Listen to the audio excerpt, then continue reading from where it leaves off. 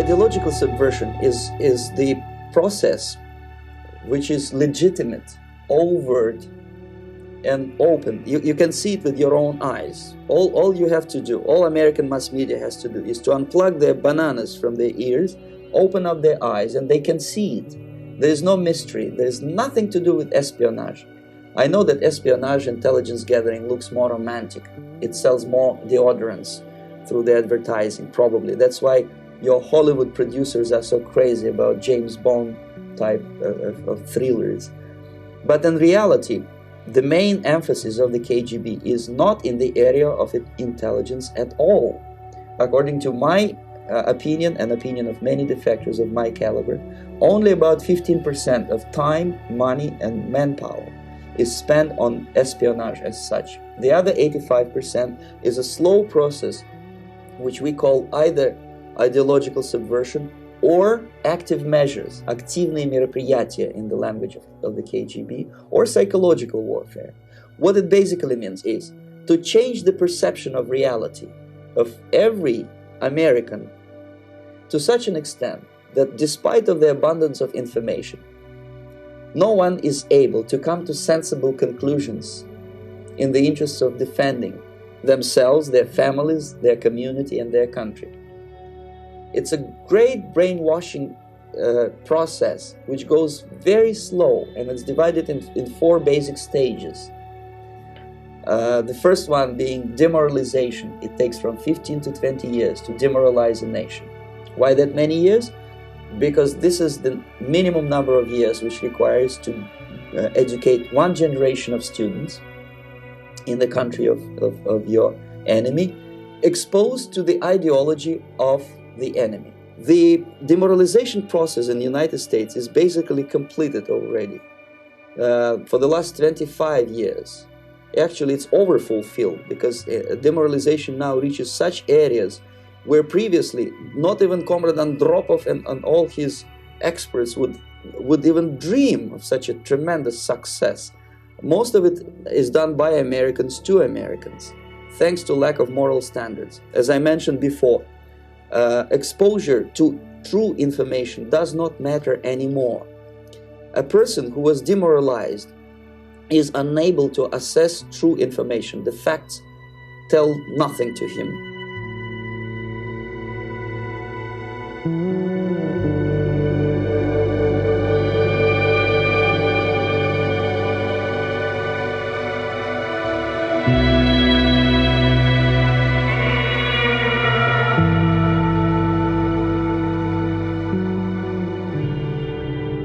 Yes, hello. I'm Jason Louv, and this is the Ultraculture podcast. And the man you were just listening to is named Yuri Bezmenov, a KGB agent that defected from the former Soviet Union while he was on assignment in India, and then fled to Canada, where he attempted to lead a civilian life, and then regularly gave talks, of which what you just heard was an excerpt, in which he discussed the process by which the KGB was subverting American democracy. He has 2 long talks that were recorded in the 1980s and are freely available on YouTube, of which what you just heard was an excerpt from a talk called Deception Was My Job, in which he discusses the long-term methods by which the then Soviet Union was aiming to destabilize and demoralize America through ideological subversion, through the use of public and influential figures, through the guiding of the youth of America, even towards things like the drug culture and spirituality and even meditation. The 2 talks are disturbing and eye-opening, as Yuri Bezmenov describes the multi-generational plan to undermine American society from within. Although one can't help but watch them with a bit of skepticism, knowing in the back of your mind that even if the person presenting themselves to you on camera claims that they've defected from the KGB and has America's best interests at heart, you're still watching a trained KGB propaganda agent. And who's to say that what somebody's revealing as the truth of what the KGB is doing isn't just another propaganda effort? what Bezmenov is describing is the effort to undermine American society with Marxist-Leninist ideology subtly inserted into the youth culture and the mass mind through the paid manipulation of the mass media and influence on politicians, public figures, academics, artists, dissidents, and many, many more, all of whom Bezmenov refers to with the collective term useful idiots, people who are in service to the power of a foreign enemy and a foreign ideology, even if they're not aware of it, because they're being led around by their own ego, which is only manipulated from the sidelines by foreign agents. Of course, the more things change, the more they stay the same. And even though the Soviet Union has long since collapsed, and along with it, its state ideology, many of the KGB officers that once made up the ranks of its intelligence services now occupy seats of power in the current Russian government. Among them, of course, the most famous example of which is Vladimir Putin himself, once the head of the KGB. But if the Soviet Union was once Marxist-Leninist, Russia now follows a very different ideology. Instead of communism, Putin has looked to traditionalism for an ideology to hold his new imperial ambitions together. At the heart of that is a man named Alexander Dugin, a Russian academic who has pieced together what he calls the fourth political theory. In essence, the seeking in tradition and nationalism, and even ethnic nationalism, a sense of Russian identity in opposition to globalism and the idea of America and corporate culture and everything that stands for. Dugin, who was once referred to in the pages of the National Review as Putin's Rasputin, is a man who has drawn on a large range of sources for inspiration, including the fascist mysticism of Julius Evola, and has appropriated things like the idea of chaos magic and even the chaos star. This is something that would be absurd and even a caricature of somebody who seems kind of like a James Bond villain, straight from central casting in a Roger Moore movie in the 1970s. But it's all just too funny until you realize that Dugin was one of the primary architects of the bloody annexation of Crimea. And then, when you look closer, when you realize that it's Dugin's ideology that has been at the heart of the subversion of America over the last few years, particularly during the election of Donald Trump. But if the Soviet KGB once sought to undermine American society by spreading Marxist-Leninist ideology, now Russia seeks to undermine it by spreading traditionalism and right-wing ideas instead of left-wing ideas. Right-wing ideas, which at least on their surface are very much in opposition to the Marxist-Leninist ideas that were once spread in the 60s and 70s and 80s. Dugin, of course, was instrumental in helping set up the alt-right in America, working with and supporting groups like Richard Spencer's National Policy Institute and Matthew Heimbach's now defunct Traditionalist Workers' Party, both of which incorporated elements of Dugin's fourth political theory into their professed ethno-nationalistic fight against what they referred to, following Dugin, as globalism, which many couldn't help but see as an anti-Semitic dog whistle, and both of which proudly displayed their affiliation with Dugin, in both cases selling their books on their websites, and even in the case of the Traditionalist Workers' Party, incorporating the chaos star, which Dugin himself had first appropriated from chaos magic. Of course, if you were to believe that Russian ideological subversion actually had an ideological component, you would probably be misled, because it's not as much the ideology that's at question, it's the subversion. If you've seen Adam Curtis's brilliant documentary, Hypernormalization, which came out during the election and which I highly recommend watching if you haven't, you understand that the Russian policy of subversion now, under Putin, is not to push one ideology, but to push as many ideologies as possible, in many cases competing ideologies. The point is not to spread an idea, the point is to undermine by setting people in an enemy nation at each other's throats. Of course, quite a lot of this was accomplished through the medium of Facebook during the 2016 election and the massive use of Facebook ads and the Facebook platform by Russian agents to subtly manipulate American public opinion by setting up lots of fake Facebook pages for non-existent groups, even using Facebook to do things like assemble flash mobs of people, of Americans, remotely from Russia, Americans who had no idea that certain protest events were being set up by foreign agents. So what does this all have to do with magic? Of course, magic is the manipulation of reality, the manipulation of public opinion, and a lot of people were at it during the 2016 election. These are all the subject of Gary Lachman's new book, Dark Star Rising, Magic and Power in the Age of Trump. Lachman is the author of many books on consciousness, culture, and the Western esoteric tradition, including The Secret Teachers of the Western World and many more. He writes for several journals in the US and UK and lectures on his work throughout the world. He's also the assistant professor in transformative studies at the California Institute of Integral Studies and is a founding member of the rock group Blondie and was actually inducted into the Rock and Roll Hall of Fame in 2006. So Lachman's book, which is just now out, surveys the influence of magic on the 2016 election, looking at everything from Donald Trump's fascination with the power of positive thinking to the fascination of everyone from Dugin to the alt-right to Stephen Bannon with the traditionalist school of magic and Julius Evola. It looks at the use of mimetic magic by the Chan image boards and their attempt to manipulate the public discourse further and further towards the far right. And finally, it attempts to shine a light on the murk that these negative uses of magic and the occult may have helped throw our world into.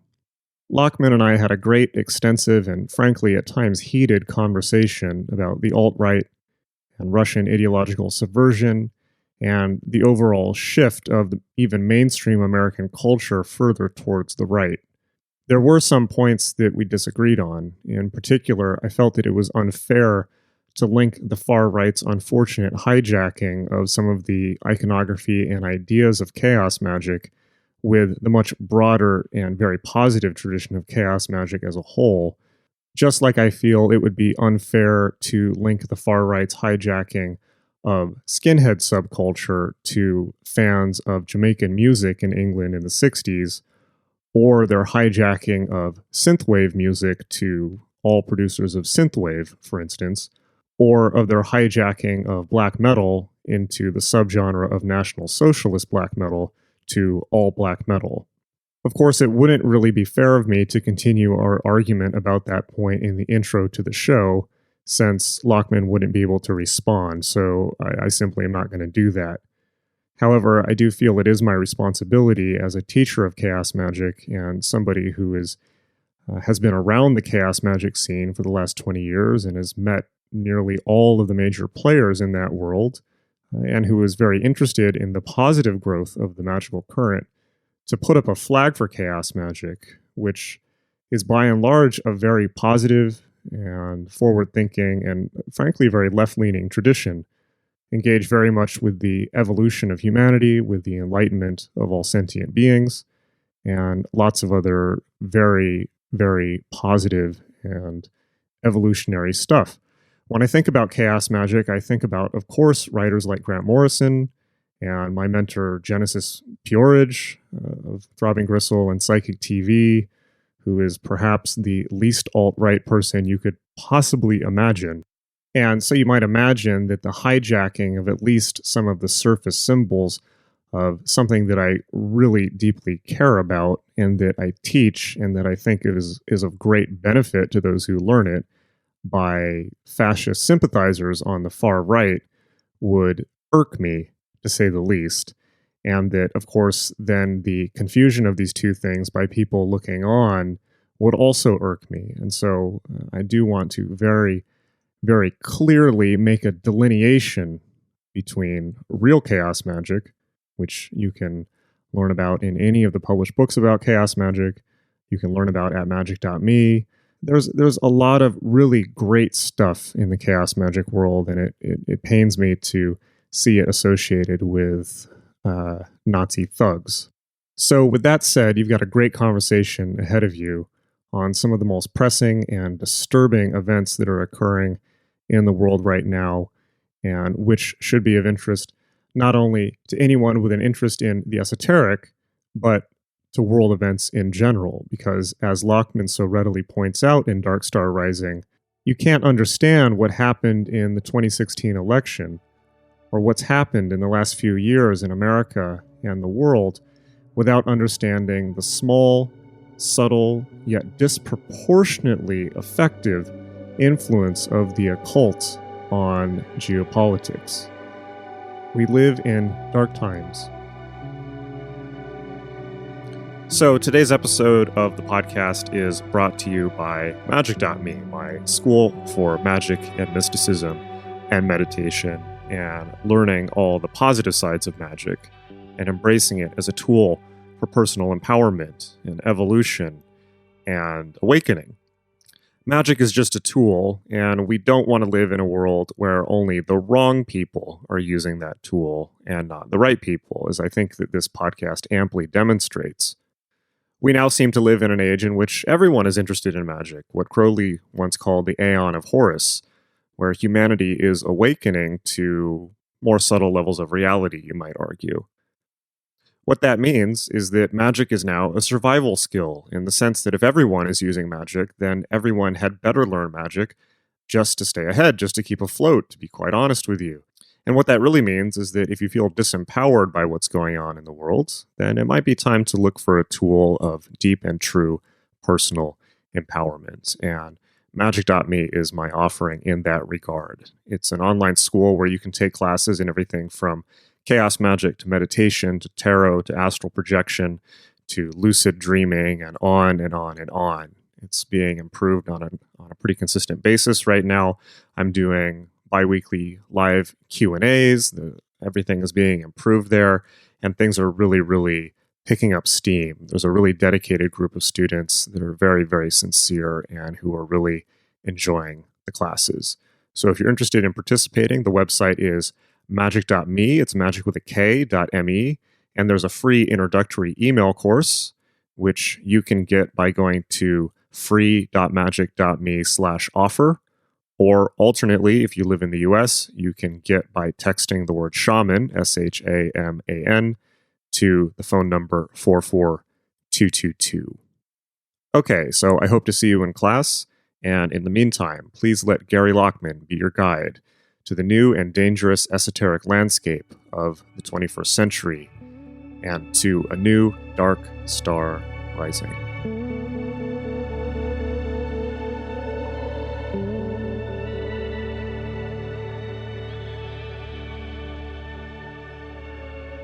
Gary, welcome to the show. It's a pleasure to have you here, and it's a pleasure to talk about your new book, Dark Star Rising, which is a phenomenal book. The subtitle is Magic and Power in the Age of Trump, and it is a great and comprehensive overview of a very terrifying subject. So, well, thank you very much for having me on, Jason.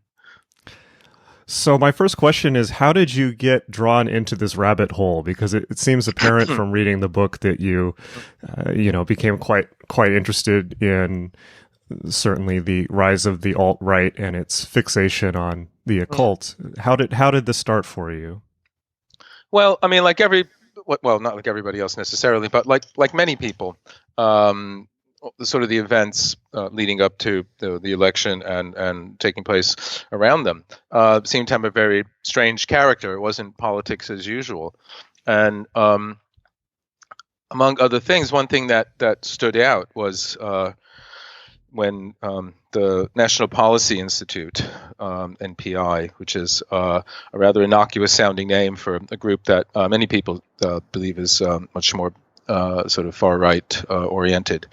And they had their annual meeting at the Ronald Reagan building in Washington, D.C., very soon after the election in 2016, when Trump won. And Richard Spencer, who was the head of the NPI then, and also the fellow who founded the Alternative Right, who were Trump supporters, he started this meeting by saying, "Hail Trump, hail our hero," or hail our victory. We made this happen. We dreamed Trump into the White House and things of that sort. And this was picked up on, lots of the regular news and all the media and a variety of things. And it was readily available. It wasn't anything that was hidden. And somebody who wrote about it was a fellow named Harvey Bishop, who has a blog about New Thought.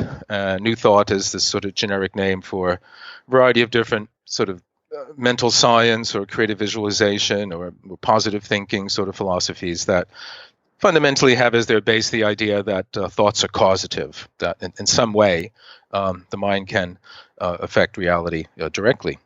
And we also know that Trump himself was a devotee of the power of positive thinking, that the Reverend Norman Vincent Peale was a mentor of his, and he attended Peale's sermons in New York, and he was a great reader of Peale's book, The Power of Positive Thinking.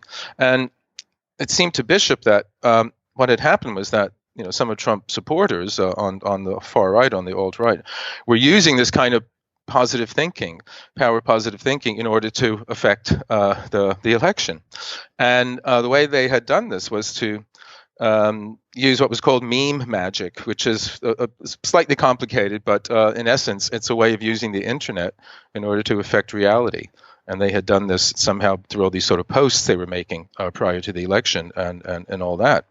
And that happened, and then not too long, let's say in the beginning of 2017, early February, there was a piece in the New York Times about a speech, a talk that Steve Bannon, who then was still, on Trump's sort of bench, he was one of his close advisors, and he had given this talk to a group called the Human Dignity Institute. That's made up of a group of conservative churchmen in the Vatican. Bannon was in Los Angeles, but he talked to them via Skype. And in the midst of his usual sort of rhetoric about the global Tea Party movement and the need to fight Islamic terrorism and so on, he name-checked Julius Evola. And if you know who Julius Evola is, he's the Italian esoteric thinker who had an abiding interest in far-right politics. He tried to sort of curry favor first with Mussolini and then with National Socialism. And then after the war, up into his death in the early 70s, he was sort of this background figure, an intellectual kind of mentor to a variety of different new far-right groups in Italy and Europe. And the fact that Bannon, who's, close to the then, newly elected and sworn in president of the United States, is name dropping a esoteric thinker in the first place, but one that's associated with, the far right and frankly fascistic politics, was strange enough. But it was in the context of alluding to someone who is in, or at least at times has had influence on to a varying degree of Vladimir Putin. And this is Alexander Dugin, who is a Russian geopolitical thinker who is a devotee of Evola and in his own way of a kind of sort of new thought and mental science. So once I started, and my publisher at the time, my editor, Mitch Horowitz at he was still at Penguin then. He's since gone on, but he saw that there was, something was happening. Something was going on. Everyone really felt like, my God, really strange things are taking place. And again, this is all in the context of the post-truth world and all that. So it seemed like, get your skates on and let's see what's happening here. And so he commissioned me to do the book, and I just started down this trail of discovering all these different things that all seemed connected in some very direct and some rather more, indirect ways. But it seemed to be a kind of landscape of a new occult politics coming up in the 21st century. It certainly is a completely, well, in some senses, completely new landscape. But I, of course, was also observing all of this happen during the election, although I wasn't commenting on it publicly because I was so busy working on my book. But it really seemed to me, I really want to pick through this carefully and look at a few of the different threads. So perhaps we can talk about, first I want to talk about the American alt-right and Richard Spencer and what's been going on in the US. And then I want to talk about Dugin and Russia. And of course there's overlaps there. But there's a lot of things. I would say it seems kind of like there's lots of tentacles here. I'm not sure they all go to the same place, but they certainly have lots of things in common. One, of course, is the interest in Julius Evola, and Rene Guénon to some extent, certainly. So I want to kind of carefully look at this. And also, as you mentioned in the book, a lot of this has shifted very, very quickly. Oh, well, that's the nature of the times, isn't it? Yeah. It seems to shift every day. Yeah, everything's that's the sort of nature of the chaos that either is being taken advantage of or being sort of produced on purpose to precisely have that effect. But yes, you're right; it does change very, very quickly. So let's start with Richard Spencer. Richard Spencer has been written about quite a lot in the media and was able to play the media to some extent to get a lot of publicity around the Trump election. So I'm sure people already know who he is. I think that, so when Hailgate happened and he came out and did Hail Trump, Hail Victory, it seems that was almost the beginning of the end for Spencer, where that seems to have split the alt-right between the more moderate nationalistic faction and the hardcore racist faction. And it seems like Spencer's career may be over in the sense that post Charlottesville, also Charlottesville really seemed to have ended the momentum of this. He's been saddled with lawsuits. Most of the alt-right has been deplatformed to one extent or another from Twitter. The hardcore alt-right has been deplatformed from Twitter or their websites to some extent. Daily Stormer and alt-right have been taken down. So let's start with America. Where are we now with the state of the alt-right in America? Well, to tell you the truth, to be honest, I mean, since doing the book and doing the research for it, I haven't been keeping up that much with it, to tell you the truth. So I'm not absolutely up to speed with all the current events, but I'm not surprised that the alt-right or Spencer himself may have outlived his purposes. I mean, I think especially with sort of the central figure in all of this is Donald Trump, and if you know a bit about his background, how he's operated in the past, he's often done that where he's sort of been in cahoots with someone or in some way, and then once the deal is over and his objective is met, and he sort of disengages. So I'm not surprised that that's happening, and also the meme that was supposed to have helped get Trump into office, Pepe the Frog and all that. I mean, he's sort of outlived his purpose as well. Rather like in the UK, not exactly the same thing, but the UKIP party, the United Kingdom Independence Party, which served its purpose by getting the ball rolling with Brexit. But once that happened, there's no need for it anymore, and it's more or less vanished from the scene. I mean, I think whatever the last election here, I think it barely sort of produced a ripple. I mean, in terms of sort of realpolitik and strategy, once sort of Trump was in office, and he must have been advised that he needed to in some way distance himself from the alt-right. He did that. So and again, Bannon as well. So and it's not exactly the same thing, but I guess there's a kind of odd parallel with the Night of the Long Knives or something like that. Not in the sense that there was this kind of slaughter, but it was sort of like, well, we don't need this anymore, and let's disengage from this kind of thing. But I mean, I do think that sensibility is still around. I do think the kind of, I mean, it's not that different than, say, from Evola himself, let's say. Whereas he tried to curry favor with Mussolini. He had some success there, but for him, Mussolini and Italian fascism wasn't fascist enough. It was poor material to work with because he was wanting to have this kind of absolute fascism, and so that's why he looked towards National Socialism and tried there, and he didn't quite make it there either. And so these people hover around the sort of the sources of power and try to get in. And I think in a sense. In the book, I say that Dugin has probably had the most real effect in aside from the fact let's let let's give the alt-right, score one. They got Trump in office. Okay, so that happened. But in the sense of sort of kind of having an effect on sort of international policy, and in some ways the map of Europe. You can say that Dugin's sort of influence on Putin has had more sort of actual concrete effect. So Yes. yeah, I mean, I think sort of maybe Trump is too much of a sort of loose cannon for the alt-right and that folk to have got more than what they've got from him already. Right. I definitely want to tackle the beast known as Dugin, give him his fair due. But let's sure. So with Trump, the big question with Trump and then Bannon and the alt-right and the alt-light and all of this, it all seems to be of a spectrum, and observing it from the outside, it certainly seems to be all of a piece. But looking at it closer, it seems to be very much like groups on the left wing that fall prey to the tyranny of small differences, where there's constant infighting and people are making clear distinctions with each other over issues of policy and things like that. And that certainly happened after Spencer's 15 Minutes of Fame. Yes. And then Charlottesville.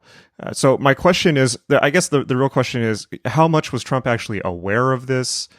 Was it just something that was it kind of a wave of sentiment that he rode? The question, I guess, the real question there is, how much was Bannon aware of it? How much was Bannon tapped into it?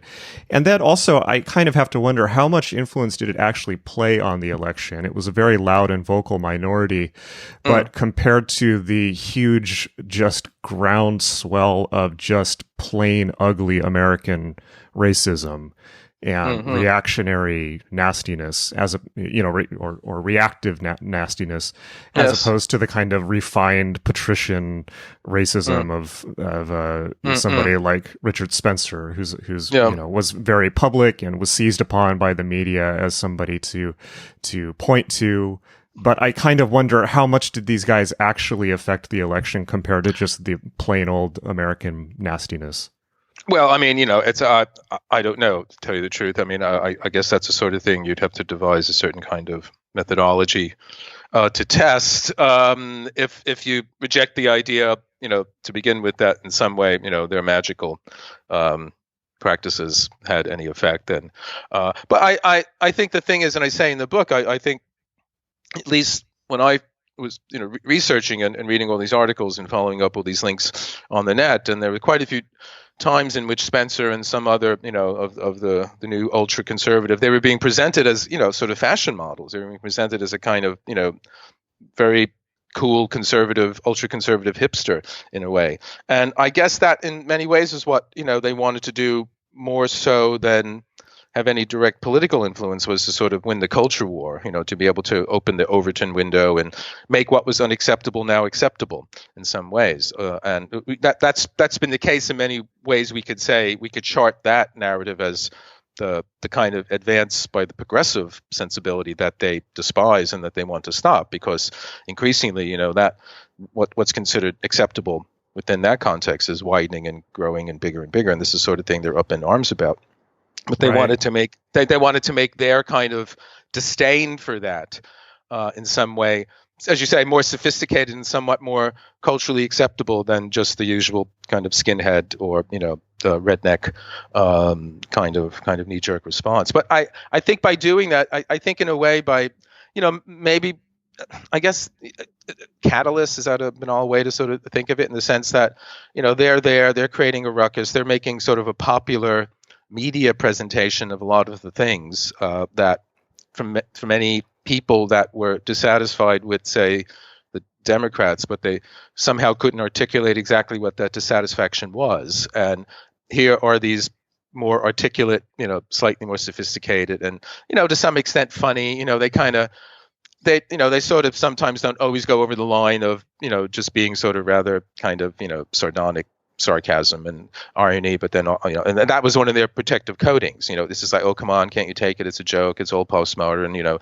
Oh, if you really think I'm serious, then you must have a problem. That right. Kind and you thing. Talk about Dugan doing that as well. Yeah, in the book, which I thought was interesting. It's this kind of personal, plausible deniability.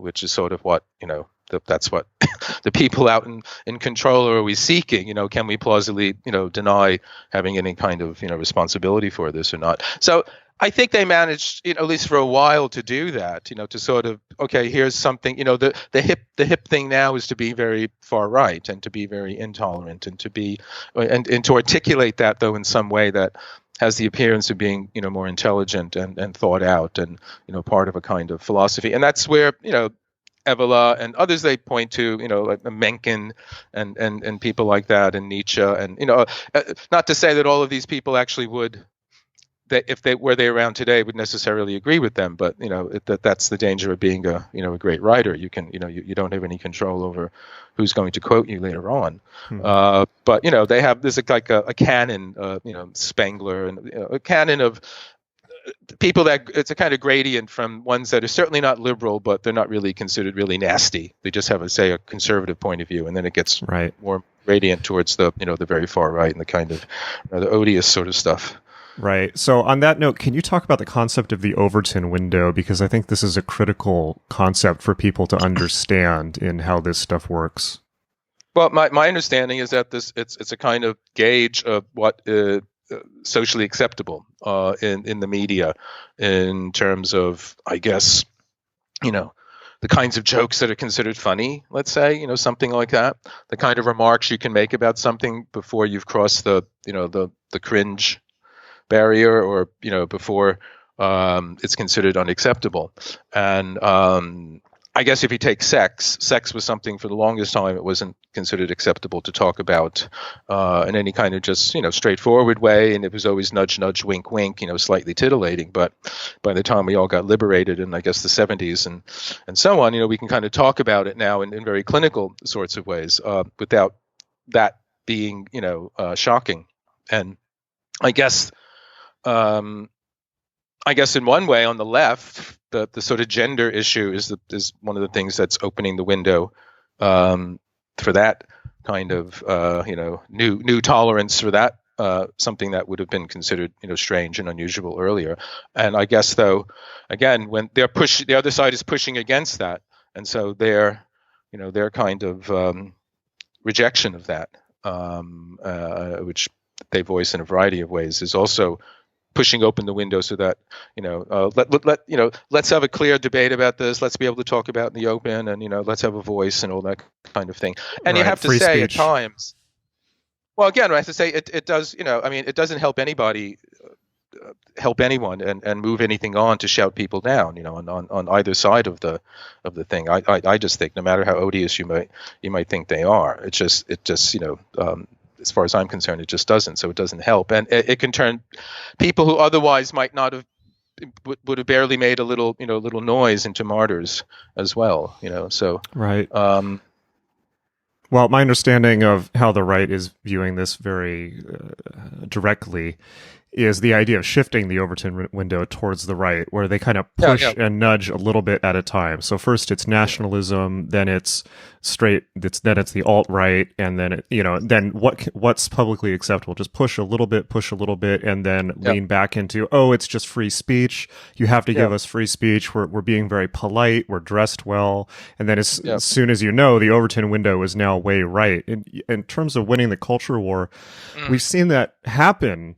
And so right now, I think on the fringes of the right, it seems to me that what's happened is they've dropped the alt-right and Spencer, and now it seems to be shifting more towards hardcore, almost militia movements. That we have this thing called Atomwaffen now in the U.S., which is a kind of a combination of hardcore old school militias and mixed with Satanism, and a lot of them are tied up with the Order of Nine Angles, if you're aware of that. Which is... I know the name. Well, again, the warrior ethos is, at least was sort of part of the canon at the alt-right, because of Evola and so on. His whole thing is that he's a Kshatriya rather than a Brahmin, Yes. in the Hindu system of the castes. Whereas René Guénon, who was the sort of founder of the philosophy that Evola embraces, traditionalism, which is a kind of very, very conservative form of sort of the perennial philosophy and esotericism. But he was more of the Brahmin, the sage, who was quite happy to just sort of be on the sideline and watch the West go through the last stages of the Kali Yuga, whereas Evola had a more sort of warrior, energetic. He wanted to be out there knocking it down. And so, I mean, he himself, he affected a military air, but he didn't really see action. Well, these are guys with AR-15s. I know, but I'm saying, but I'm saying it's sort of there, and his ideas fed other groups that got more and more active, more and more activists, more and more as you're saying, they're actually they're out there to sort of, well, it's more than their rejection of the modern world is more than theoretical. They want to bring it down. So I'm not surprised, but I guess these things have a life of their own too. Like once you sort of open the lid, that's one of the points in the book. Perhaps, wow, there's all this fantastic, strange, new, liberating forces of chaos available now, and anything goes, and anything might be possible. But that in itself is not always necessarily going to give you good results. When you say anything is possible, anything is possible. Right. And Definitely. The people that will take advantage of this is the people that have very clear idea already what they want to make possible. And so the open area, was sort of the because it does strike me that we are going through this kind of time when whatever it is, practically everything that we used to believe to be set and part of the world as it was is becoming kind of dismantled or slightly shaky, if not, sort of, actually being, demolished in many ways. And, that produces a vacuum, a kind of ideology vacuum, I guess, sort of narrative vacuum. Dugan has figured that out more than anyone, I think. But before we get into Dugan, I want to. So my perspective on this is, it seems to me that the goal of shifting the Overton window, it seems to me that the goal has always been hard fascism, and that they viewed Trump and even the alt-right as necessary stages. Now, that said, I don't think America ever swings to the extremes that far, and I don't think that that's going to be very long-lived.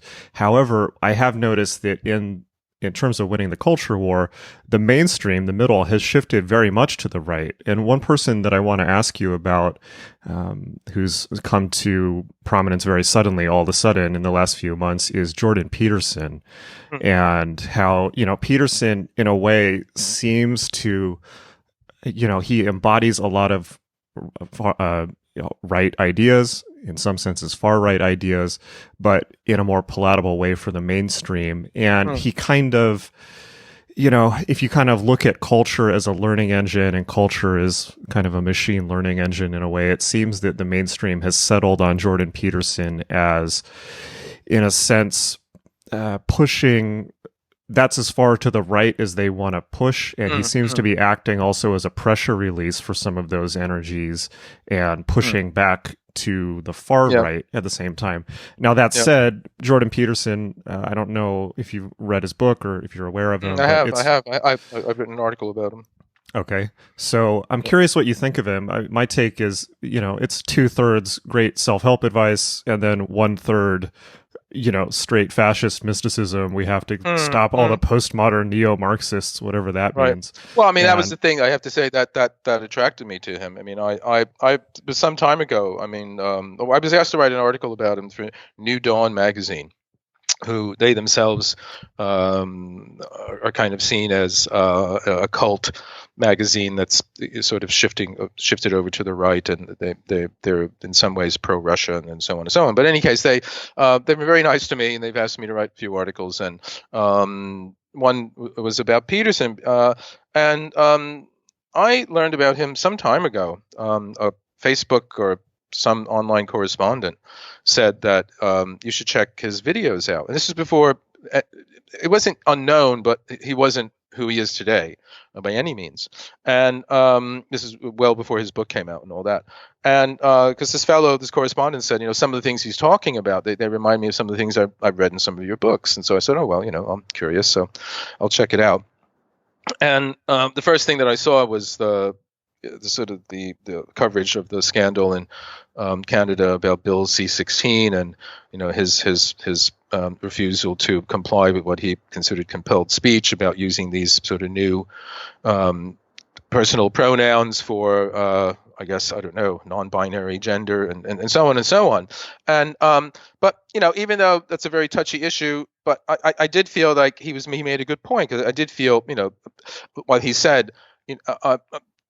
There's certain things I agree that I should not say, but I don't believe that I should be sort of legally bound to have to say certain things. I can't legislate what I must say.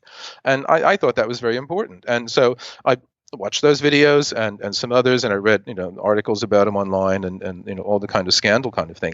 And I have to say that what I felt that he was taking on in many ways was something that I experienced in a much milder or in its kind of embryonic stages quite some years ago, back in the 1980s and early 90s, when I was back in university, first doing undergraduate work in philosophy. And I remember at the time I was told not to be seen reading Alan Bloom's book, The Closing of the American Mind.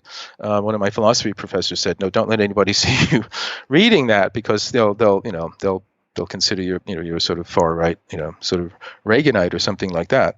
And then also in the early 90s, when I started a PhD program in English literature at the University of Southern California, and I soon realized that I was a complete fish out of water. I mean, truth to tell, I was a mature student, so I was considerably older than quite a few of the younger students. But everything was all about, the new, very popular critical approaches, deconstructionism, feminism, and so on and so on and so on. And so I felt, yes, this is kind of happening, this sort of, and I decided not to continue with the PhD track because I thought I was never going to get a job. I wasn't, a white, male, mature student, and I had no interest in deconstructing anything.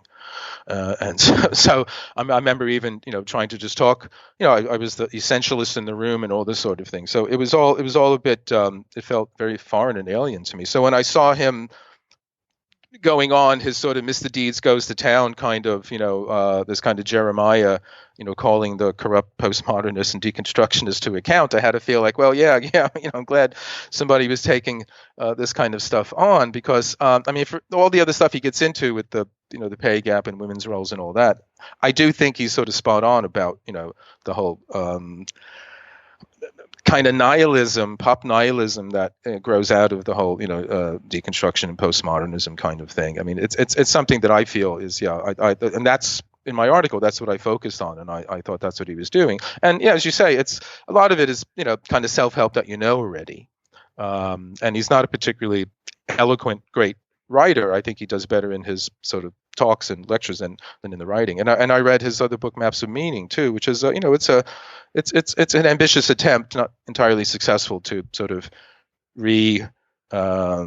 not reinvent, but sort of revive the roots of myth and so on in terms of sort of behavioral psychology and some neuropsychology. But I think he says he's a classic British liberal, so he's not really on the right. And this was also true of Alan Bloom, who was always, sort of thought of as this kind of conservative, but he wasn't. He was, they said, this kind of classic British liberal. And it's all about, sort of self-responsibility and all that kind of thing, which I guess to some people's ears sounds, I don't know, elitist, or some others. But I think from Peterson's point of view, it's a kind of response to, the sort of victim sensibility, where in some way forces beyond your control, or responsible for everything wrong in your life, or something like that.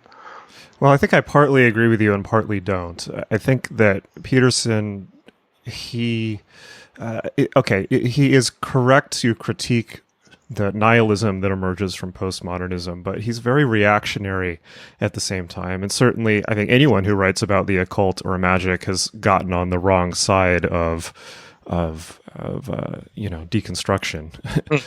Yeah. And anyone who's just tried to construct something out of their life, deconstructionist thought process is not particularly helpful. That said, particularly when he gets into issues like the gender pay gap and men and women's roles, and includes dubious scientific studies about lobsters and that type of thing. That to me seems very much, when I listen to Peterson and I listen past the rhetoric, I don't hear anything that different from Bill O'Reilly and Fox News. It's kind of like listening to your dad tell you to get a job and that things were better in the 50s, and that, when we talk about, weren't they? Well, it depends on who you were. It depends on who you were. No, I mean, I tell you the truth. I have to say, I mean, once I wrote the article, I didn't follow much of the stuff. So I've never watched Fox News aside from maybe once or twice when I was in America in the last 20 years. For some reason, and was in a hotel or something. So I can understand that. Again, but once I wrote the article, I didn't follow. So I don't know if I'm, politically incorrect by not being hotly concerned about the pay, gender pay gap issue and things of that sort. It's just not something that I've devoted a lot of time to. But I know he's stirred up quite a fuss about it and all that sort of thing. But I think, I think in a way he's been sort of made sort of the voice of this discontent with the sort of thing that he's resists, the sort of thing that he's critical of, and I think he's a fairly articulate voice for it. But I can also I actually friends in town here from Los Angeles who just in the midst of conversation, but it just came up and it actually very quickly got into a very heated sort of debate. So what I found important about what he was saying was that he is presenting a traditional perspective, but traditional in the same sense that, say, Dostoevsky or Jung. And again, you were saying about how anyone interested in the occult is not going to be thought kindly of by the deconstructionists or by anybody in that postmodern world. But I read some of the articles about him, and there was one, I think it was in the New York Times or somewhere like that. It was basically a rehash of everything he was ever said about Jung, or everything ever said about anybody who wasn't a Freudian, Marxist, rational, whatever, progressive critical thinker. And it's the same kind of claptrap. And I just felt like, well, to me, all these kind of questions, all these sort of attacks on Jung, and the immediate knee-jerk association between occultism and fascism this is just poor research, because the people haven't looked up and seen where actually that this isn't the case. I mean, I did a book about not denying the idea that there is a link between far right politics and the occult. Of course there is, but that's not indubitable, and that's not the only thing. And there's also a link between the left and the occult. Exactly. This is something Mitch Horowitz talks about a lot. Absolutely, feminism in some cases, the links between feminism and the occult. And this is where we start to get into something like an occult conflict. With Peterson, one phrase that I learned in my own magical training that has served me very well in dealing with popular demagogues or cults or small spiritual groups or anybody who's trying to get an opinion across and collecting followers is listen carefully for the phrase, be good, love God, and you'll believe whatever the third thing I say is. And with Peterson, I kind of feel like that's the case. It's be good, stand up straight, be a good person. We have to watch out for feminists. Feminists represent chaos. We need to reestablish gender roles. And I have to completely disagree with that. I think that's a backwards step for society. It's crazy to me that people are even debating that. Far be it for me to tell society which way it should go or not. I mean, I really don't have the idea. But again, one of the things that I felt, well, at least, how should we say it? Put it this way: Abraham Maslow, the father of humanist psychology, and someone whose ideas have influenced my work and also the work of people that I've written about, like Colin Wilson. I mean, he shared with Peterson just the idea that there is a kind of human nature. It's not infinitely malleable or pliable, or that it can be changed in whatever way society wants it to be. So that's one of the things that I felt at home with, and which I was in sympathy with Peterson, was his resistance to the idea that everything is socially constructed.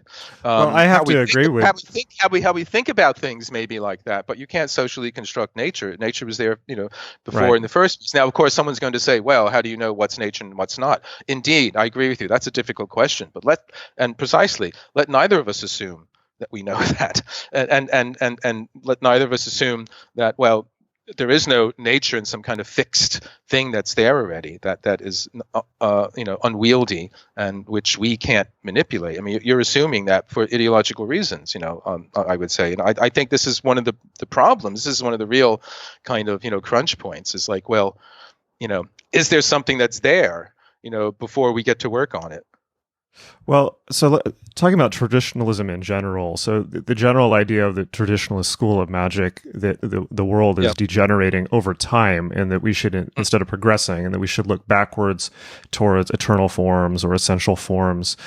In a way, that becomes as absurd as the idea that everything is socially constructed, because it becomes, you just keep looking back. Well, what was the perfect form? Was it the 1950s? Was it the Middle Ages? Was it Greece? Was it Rome? Was it before the fall from the Garden of Eden? Oh, well, and this is where fascism gets called to task for engaging in mysticism, in the sense of, once you really look at when you really look at fascist and traditionalist writers, they're talking about what are the eternal forms they're talking about. It's usually vague and undefined. In the case of people like Evola, he gets into these bizarre theories about Hyperborea and things like that, and starts to look like a Conan the Barbarian comic.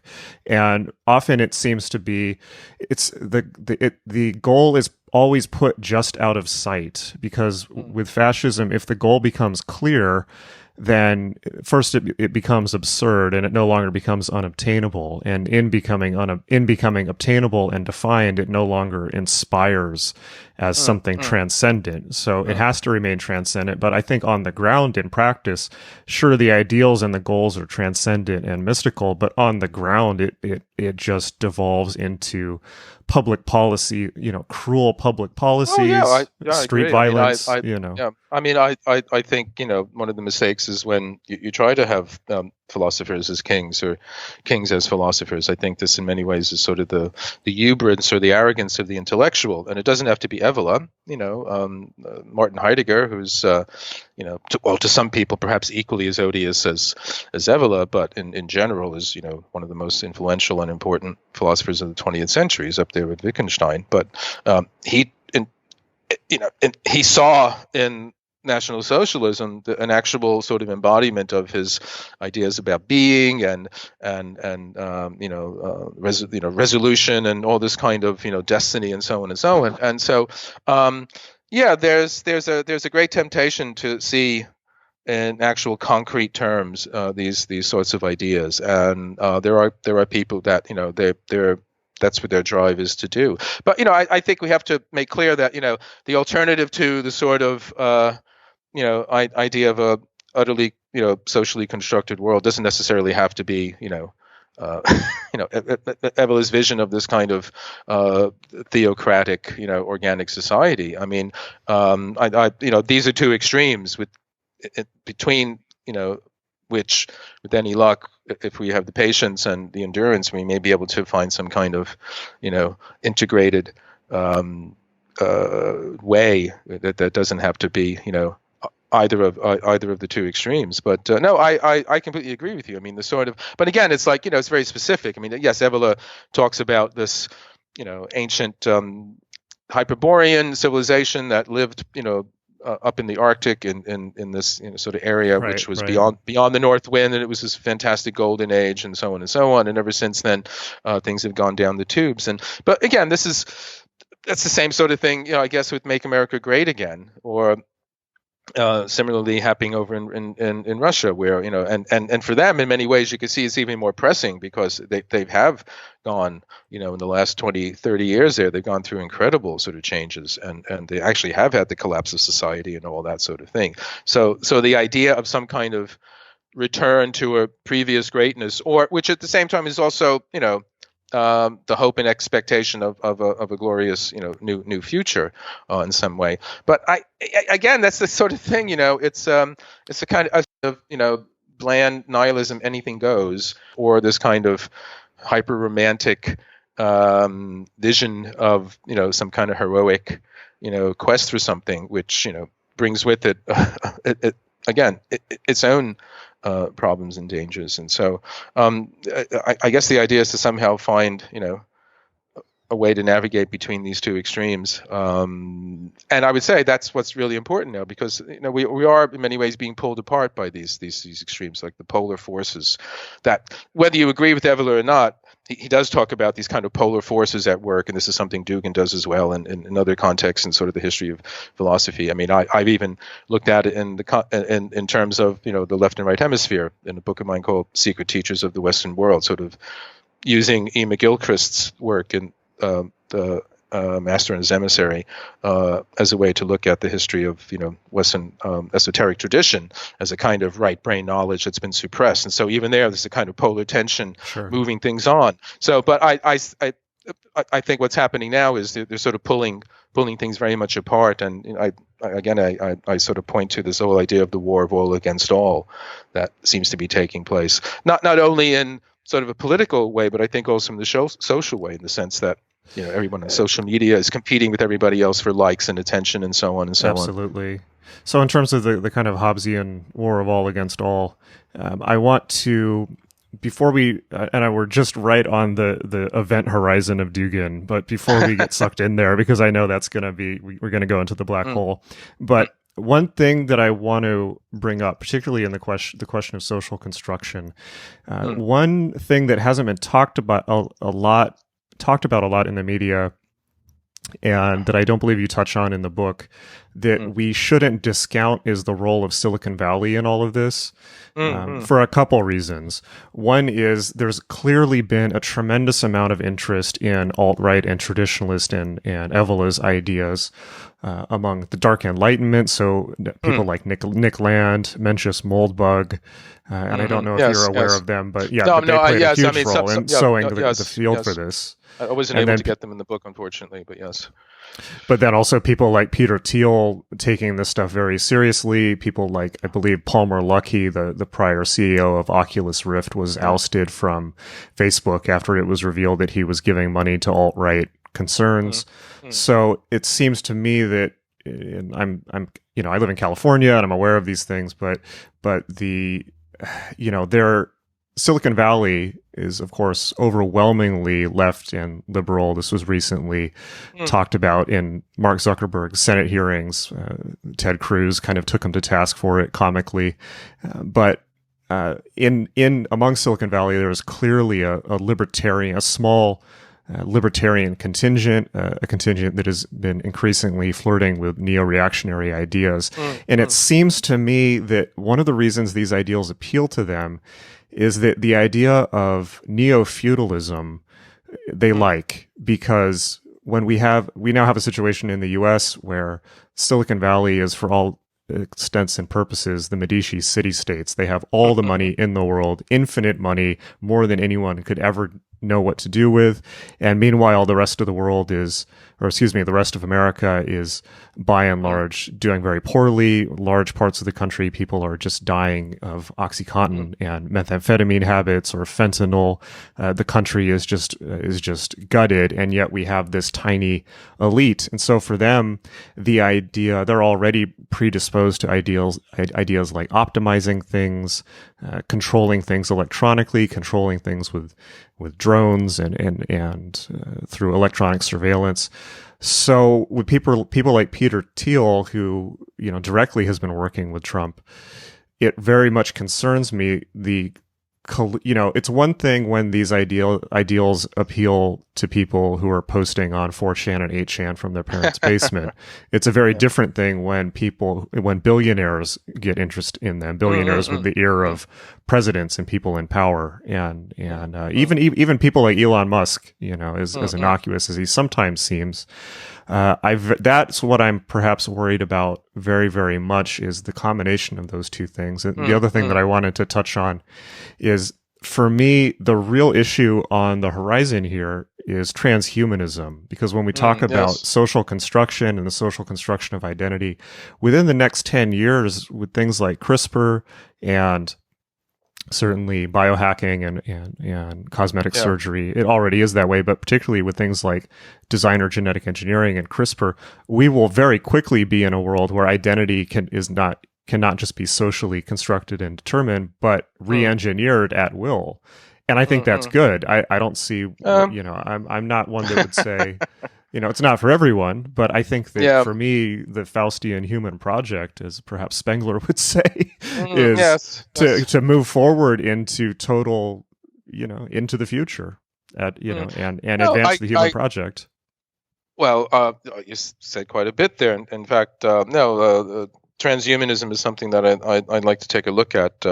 I have to put it in the queue. I'm working on something now, a follow-up to Dark Star Rising. But no, that certainly is something I'd like to look at. And I think one of the interesting things about it is obviously now it's linked up with computers and technology. But the phrase was coined, as far as I know, by Julian Huxley, the brother of Aldous Huxley, in a book of his called New Wine for Old Bottles, something along those lines. He was associated with Teilhard de Chardin, which I know sort of the transhumanism in the newest sphere that's another avenue of access for those ideas. But I know for him it didn't really have anything to do with sort of cyborgs or that kind of thing. It was much more to do, you might say, with a kind of creative evolution idea along the lines of Bergson or Shaw, but Teilhard de Chardin, some kind of change within humans themselves, not in the sense of that they become even more human in the sense, rather than somehow being something more than human in the way of by associating connecting themselves up to machines and all that. But again, that's something down the line. But no, this is something that again I don't talk about in the book, aside just not so much Silicon Valley, which I understand there's a great sort of readership for Ayn Rand there. This is something that I came across when I was sort of reading up some stuff about her, and she has a brief appearance in the book just as a kind of example of a kind of guru, and you don't have to be someone hypnotized by Eastern wisdom or the occult to be the follower of a guru, because Ayn Rand sort of what she was teaching was this kind of hyper rationalism and all that sort of thing, and the kind of go get 'em success oriented sort of American narrative. But just tangentially, what when I talk about again, not to go there, but just how in Russia, the last decade, and a few years into this one, how well let's go there. Let's I know, but the only reason I'm going to say is that's the context in which I'm talking about sort of the cyber world and all that. But I would say that something that I don't talk about in the book, but which in other contexts as I've thought about, is that I've seen quite a few places this sort of blending up between sort of the psychedelic, sort of pursuit, the variety of different sort of entheogen and the, sort of that way of inner transformation, and the cyber world, the virtual reality and variety of other these kinds of things. And this seems, and what I've read about it, this has been sort of presented as, yes, in the future we'll be able to do this. We'll be able to take these designer drugs and hook ourselves up to these sort of whatever they are, virtual reality machines, and then be able to transform ourselves and go do anything. But I mean, that does strike me as the kind of Faustian cautionary tale, or this kind of Luciferian sort of hubris about yes, you can create your own reality, but just be very careful of the reality you're creating. That's my sort of advice for that kind of thing. But enough of my soapbox. One final point I just want to one final point I want to make about, we've had this cultural level battle, and for me, one of the, in stage magic, for instance, the stage magicians are great at misdirection and putting your attention in one place while the real thing happens somewhere else, so that they can manipulate something without people seeing. And the thing that is actually most disturbing for me about our current culture war is not the issues that are being debated, but that it's while these things are taking up all the public airwaves, that things like, for instance, the environment is completely ignored, while at the same time Trump removes all environmental protections. He's sold off all the national lands, and it's the ecological apocalypse is now accelerating far faster than anyone ever thought it was going to, while people talk about things like, oh, well, can social justice warriors tell us to use the right pronouns or not? That's, for me, is that's a non-issue. Why are we even talking about that? Yes. And in the same way, people also don't notice what happens on the ground in as much as, people are caught up in the Jordan Peterson hype machine and what pronouns people are using, and can we construct meaning versus postmodernism, or Richard Spencer, or whatever's happening. While meanwhile, very real fascism is happening. Just a week ago, just south of where I live in Los Angeles, it was revealed, as you probably saw, that there are practically concentration camps for Mexican, Central American, and South American children who are being separated from their parents. These actually were operating under Obama as well, but it's been intensified under Trump. And why is this not debated with this much passion and heat in the public square?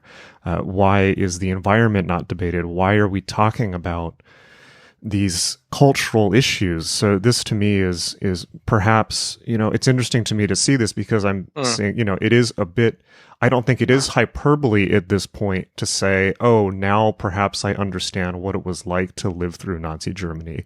Before, I would have said that was hyperbole. Now, at least in the States, we're talking about incredibly cruel policies are being enacted. People are having their human rights removed from them, while meanwhile all of this kind of pseudo mystic fascism is being discussed and taking up all the public airwaves. Well, I guess the idea of as it goes back in history and real politics, is to create some diversion, as you say, the stage magician does, so that you can get on unimpeded with what you really want to do. But I guess I think in a way there's probably a kind of crisis fatigue too. The environment has been in the air for quite some time. We've talked about it for a long time. Climate change and so on and so on. That doesn't mean it hasn't gone. It's gone away. That doesn't mean that it doesn't need to be addressed all the time. But it doesn't have quite the same maybe news value as these kind of culture wars do, and as do something like the Me Too movement, or some other male figure of power being brought down, or something like that. There's it has maybe a freshness to it just in the first place. That is choosing an alternate reality. It's almost like, these things are too stressful and horrible to think about. And as somebody who's been interested in the environment and worked campaigning a lot for environmental awareness, people do have crisis fatigue, and they do burn out on the idea because they don't think they can do anything. Well, so for me, what I see happening, particularly with the Trump phenomenon, is people began to feel powerless for this and many other issues, and the whole Trump era has been about punching down, whether it's Trump or Jordan Peterson, or particularly the alt-right, but it's been punching down. Oh, social justice warriors are the problem. Postmodern academics are the problem. What? No, I'm sorry. The Koch brothers are the problem. The environment is the problem. The people who may be funding some of these right-wing efforts are the problem. Well, I think there's a lot of problems. That's one of them. That there are many problems. Too many things happening at once, and this was exactly what people like H.G. Wells were predicting quite some time ago in the early part of the 20th century. Again, he was someone I wanted to sort of get into the book at some point, but I wasn't able to, and I still would like to write something about Wells and his idea of the world state, because in many ways that embodies for the anti-globalists and people of that sort, the complete anathema of what they think is the horror. But I think Wells had many he sort of knew what was going to happen. He knew what was on its way in many ways. And part of the thing would be there would be several different crises happening at the same time, and of different natures. There's an environmental one, there's a social one, we have an ideological, or say we have an epistemological crisis going on now, which I think at bottom, in one sense, even though of course the environment and so on is urgent and pressing, but the fact that we have this confusion over what is true, what isn't true, what's a fact, what's not a fact, what can we sort of say clearly. I mean, it does strike me. This is one of the things I say in the book, where I said, I again, sort of tongue in cheek, I ask whether Trump is the singularity everyone's been waiting for, in the sense that when the singularity is supposed to be something that makes everything different. Singularity is where the usual laws of reality and physics and so on break down, as in a black hole, or or in this new the new age vision of sort of some event down the line in history, which is whether it was 2012 or something else, which is going to change everything. And it struck me that morning when I woke up and I saw that Trump had won, I thought everything had changed then.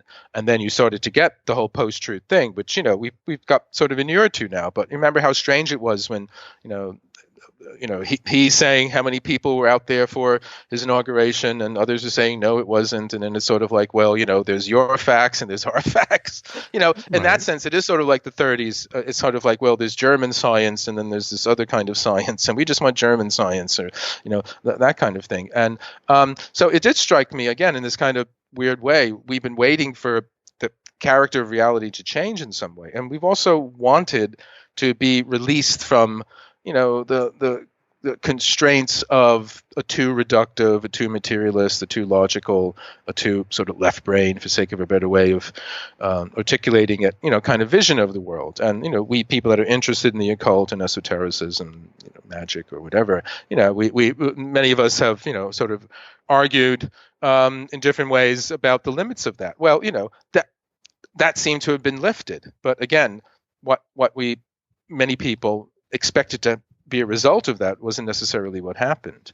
This is this breakdown of the whole idea of reality and truth and the difference between the two. Well, you'd have to be careful what pops out, when that sort of thing takes place. Right. And this is always something that traditionally the American right has been much better at than the left. The left is it can't do magic, in the sense that the right has been excellent at, even Bush, right? The invasion of Iraq, we're going to invade Iraq, and then you can decide why we did later. Cheney says something like, they'll figure it out. They'll write it in the history books later. We're just going to do it. And this is something that, almost in a Crowleyan sense, we'll just do something. You don't have to, don't reason it. Don't back it up with facts. Just do it. And then let reality catch up. Exactly. Well, that's the essence in many ways of New Thought and positive thinking. Let's, don't think about it, or think about it, but do it. Just act in some way. But that's not only on the right. That's exactly what people like Jerry Rubin and Abby Hoffman were saying in 1960s, and wasn't it Rubin's book? Do it. Revolution for the hell of it. Act now. Think later. Basically. So.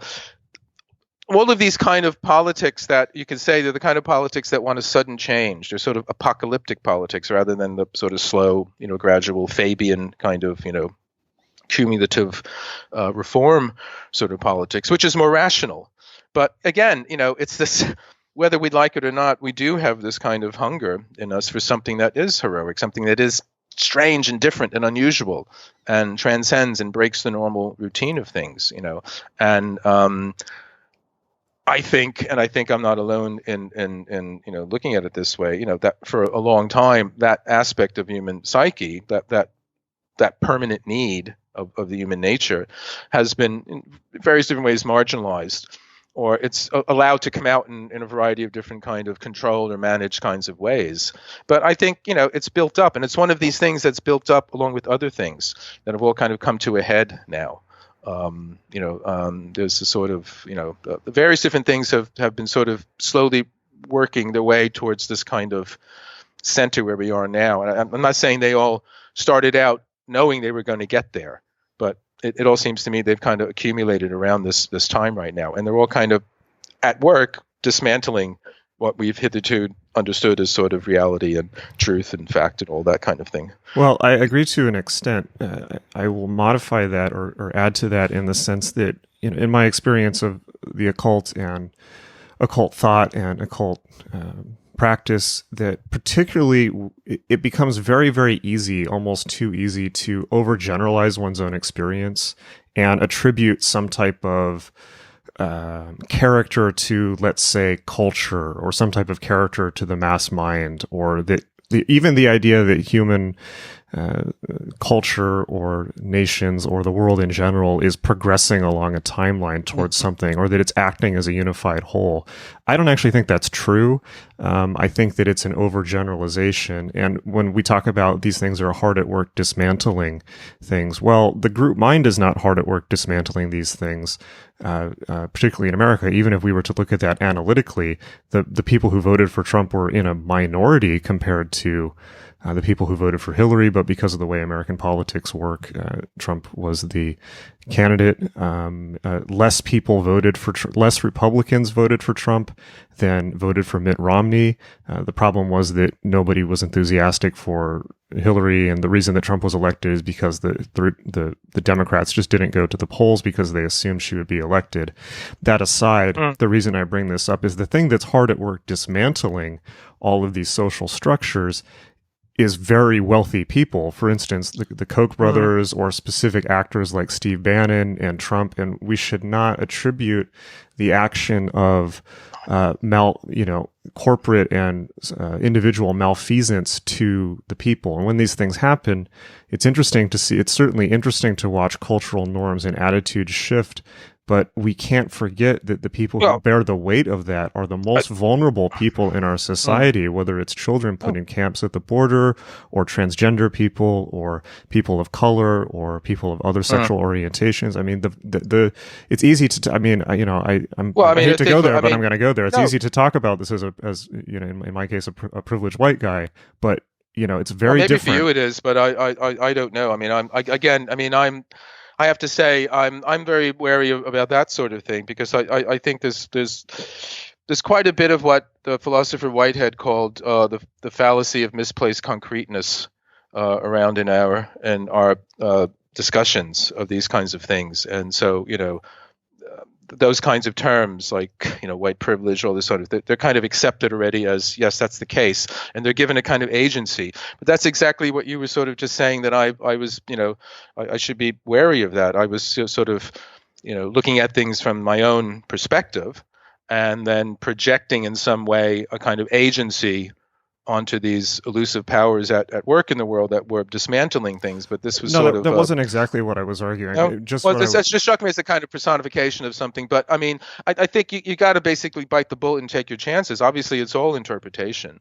We're all not involved necessarily. Not necessarily. I don't know. I think we're all involved in acts of hermeneutics. What's going on? I mean, there's a collection of facts out there. But history isn't just a collection of facts. That's just a chronicle. But the Koch brothers very much are financing anti-environmental efforts. I'm not saying they aren't. To tell you the truth, I don't know who they are. I'm absolutely ignorant about all of this kind of conspiracy, deep state, whatever it is. It's not conspiracy or deep state. So the Koch brothers are Republican billionaires that finance anti-environmental efforts. Yeah. The ones I knew about was who's the one who just withdrew her support from Bannon or whatever, the family, Cambridge Analytica and all that kind of stuff. I'm not saying that's not going on, but it's kind of like, are these people the masters of this stuff going on, or are they agents of it? And it's taking place in other ways as well, because I personally do see, from what I can gather, what's going on in a great deal of academia in the humanities departments. I do see a dismantling of whatever you want to call it, Western Civ or the canon or that kind of thing. And I personally do think that we are going through what the German-Swiss philosopher Jean Gebser called the breakdown of the mental rational structure. And Gebser wrote this enormous book in the 40s called The Ever-Present Origin. Now, I can't go into detail about it, but fundamentally he sees this sort of the history of human consciousness as taking place in these different sort of structures over time.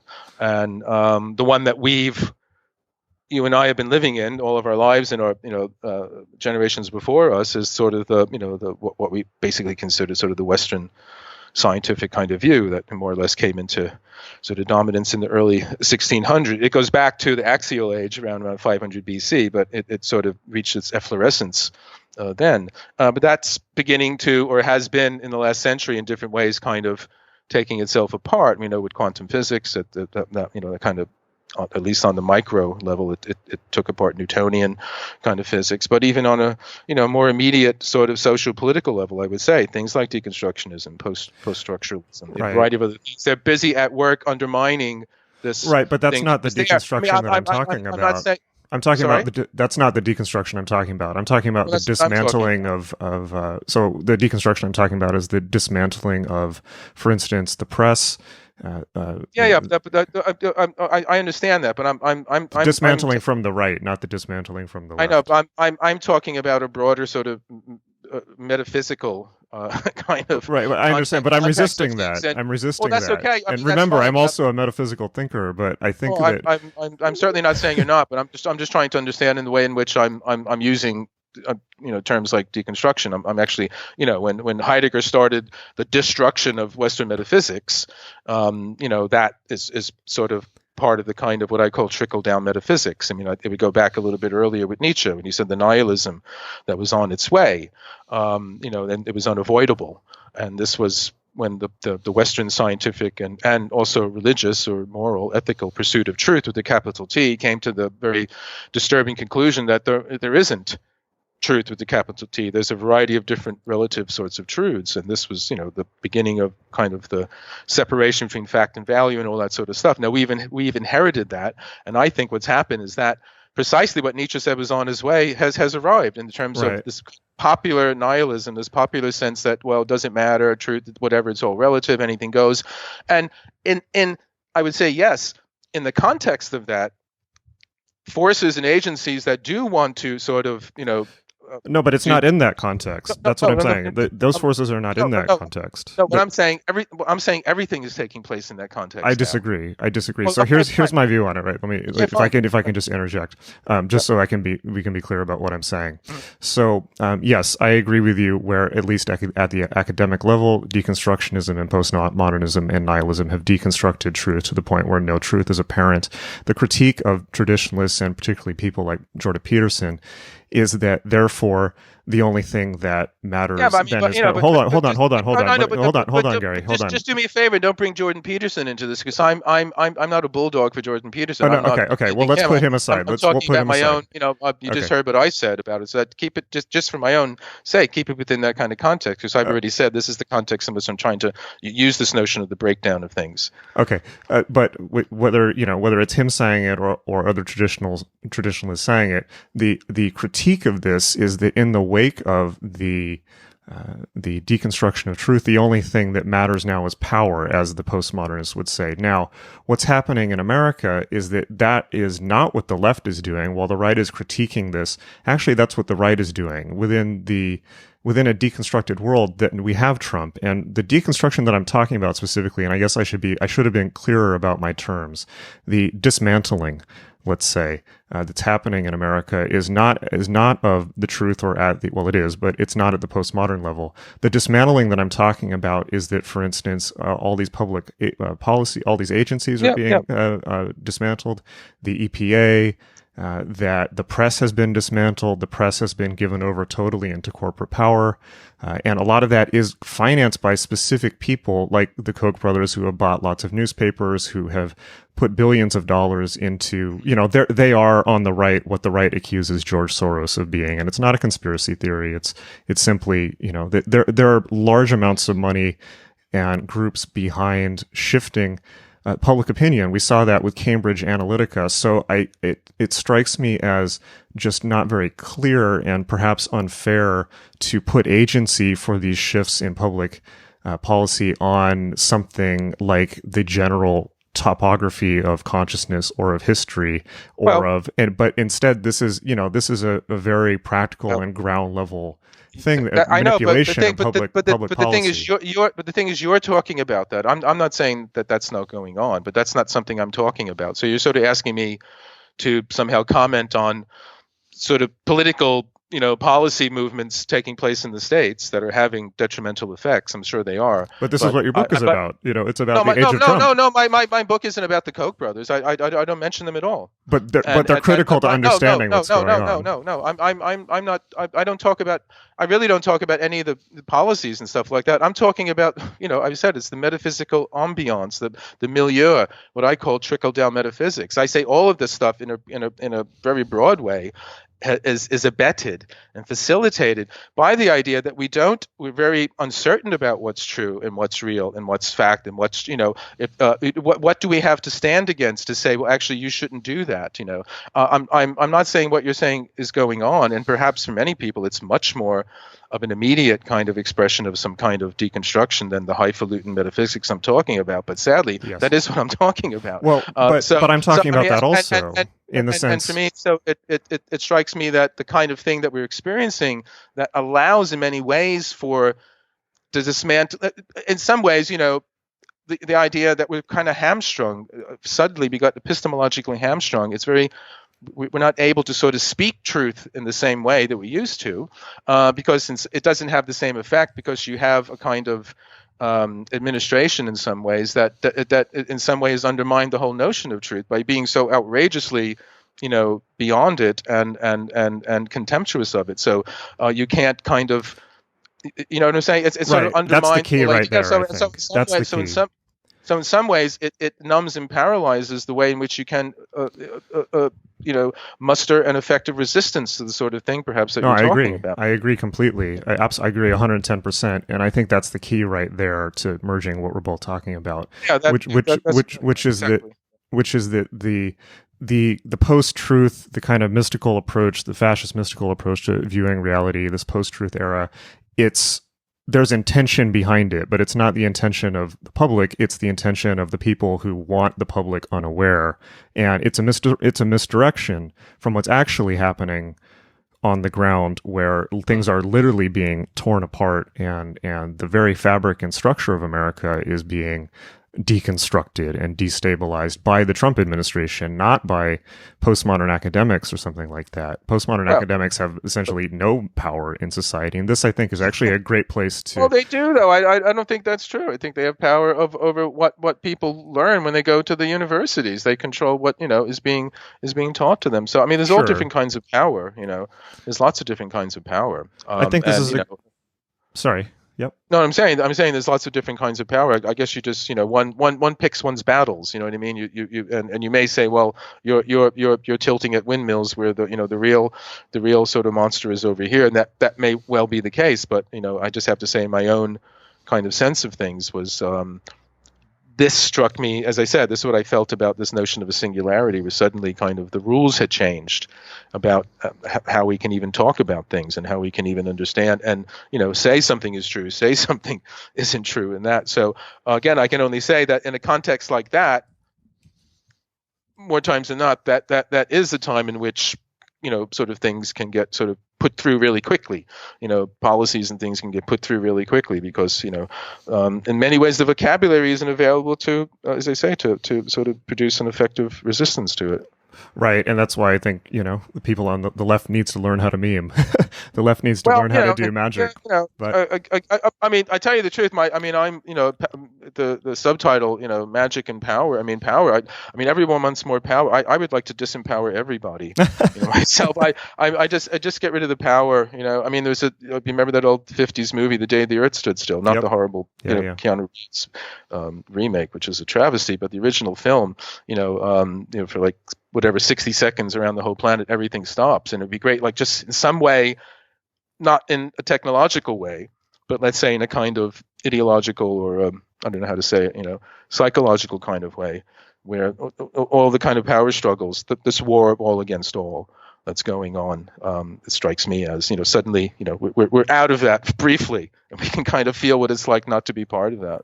Right. Well, this I think is actually an excellent place to seg into Russia and Dugin, because we see, as you write about, brilliantly in the book, with Dugin and Surkov, the idea of pitting all against all, or perhaps maybe more accurately, this idea of creating all these distractions all at once, the idea of creating all these false social movements and mixing and matching so that nobody, and creating purposefully a post-truth society so that nobody knows what's real and what's false, and that we can see very clearly. I think that's a great parallel, obviously, or direct causatively perhaps towards looking at what's going on in America, is that, and in Europe now, and we haven't even touched on Brexit and things like that, but the purposeful creation of a post-truth society by people in power through the dismantling of the press, through the manipulation of public,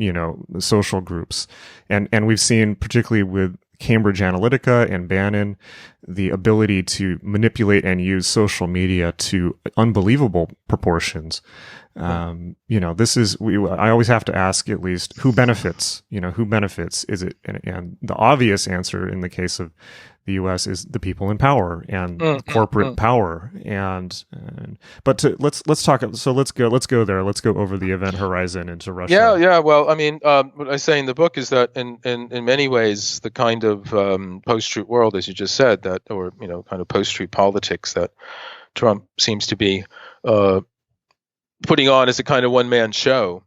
This was something that was happening in Russia for quite some time. It's not going on quite the same way now, but they've switched to something else. But for, as I said, the last decade, up into sort of the early parts of this one, say up into the events in Crimea and Ukraine, during the first more or less decade and a half of Putin's reign as Tsar Vladimir, he had a few different what are known as political technologists at work, creating an alternative reality for 99% of the Russian populace. And he was able to do this by, one of the first things he did when he got into power, Putin, was to take control over the media, the television, magazines, radio, newspapers, and so on and so on. And there's a sort of small sort of online minority in Russia, but they just sort of don't have access to the same kinds of sources as we do here in the West and Europe and in America. And so the majority of people in Russia get their news about the world from the television, from the newspapers and the magazine. And it was basically a kind of cyber bread and circuses.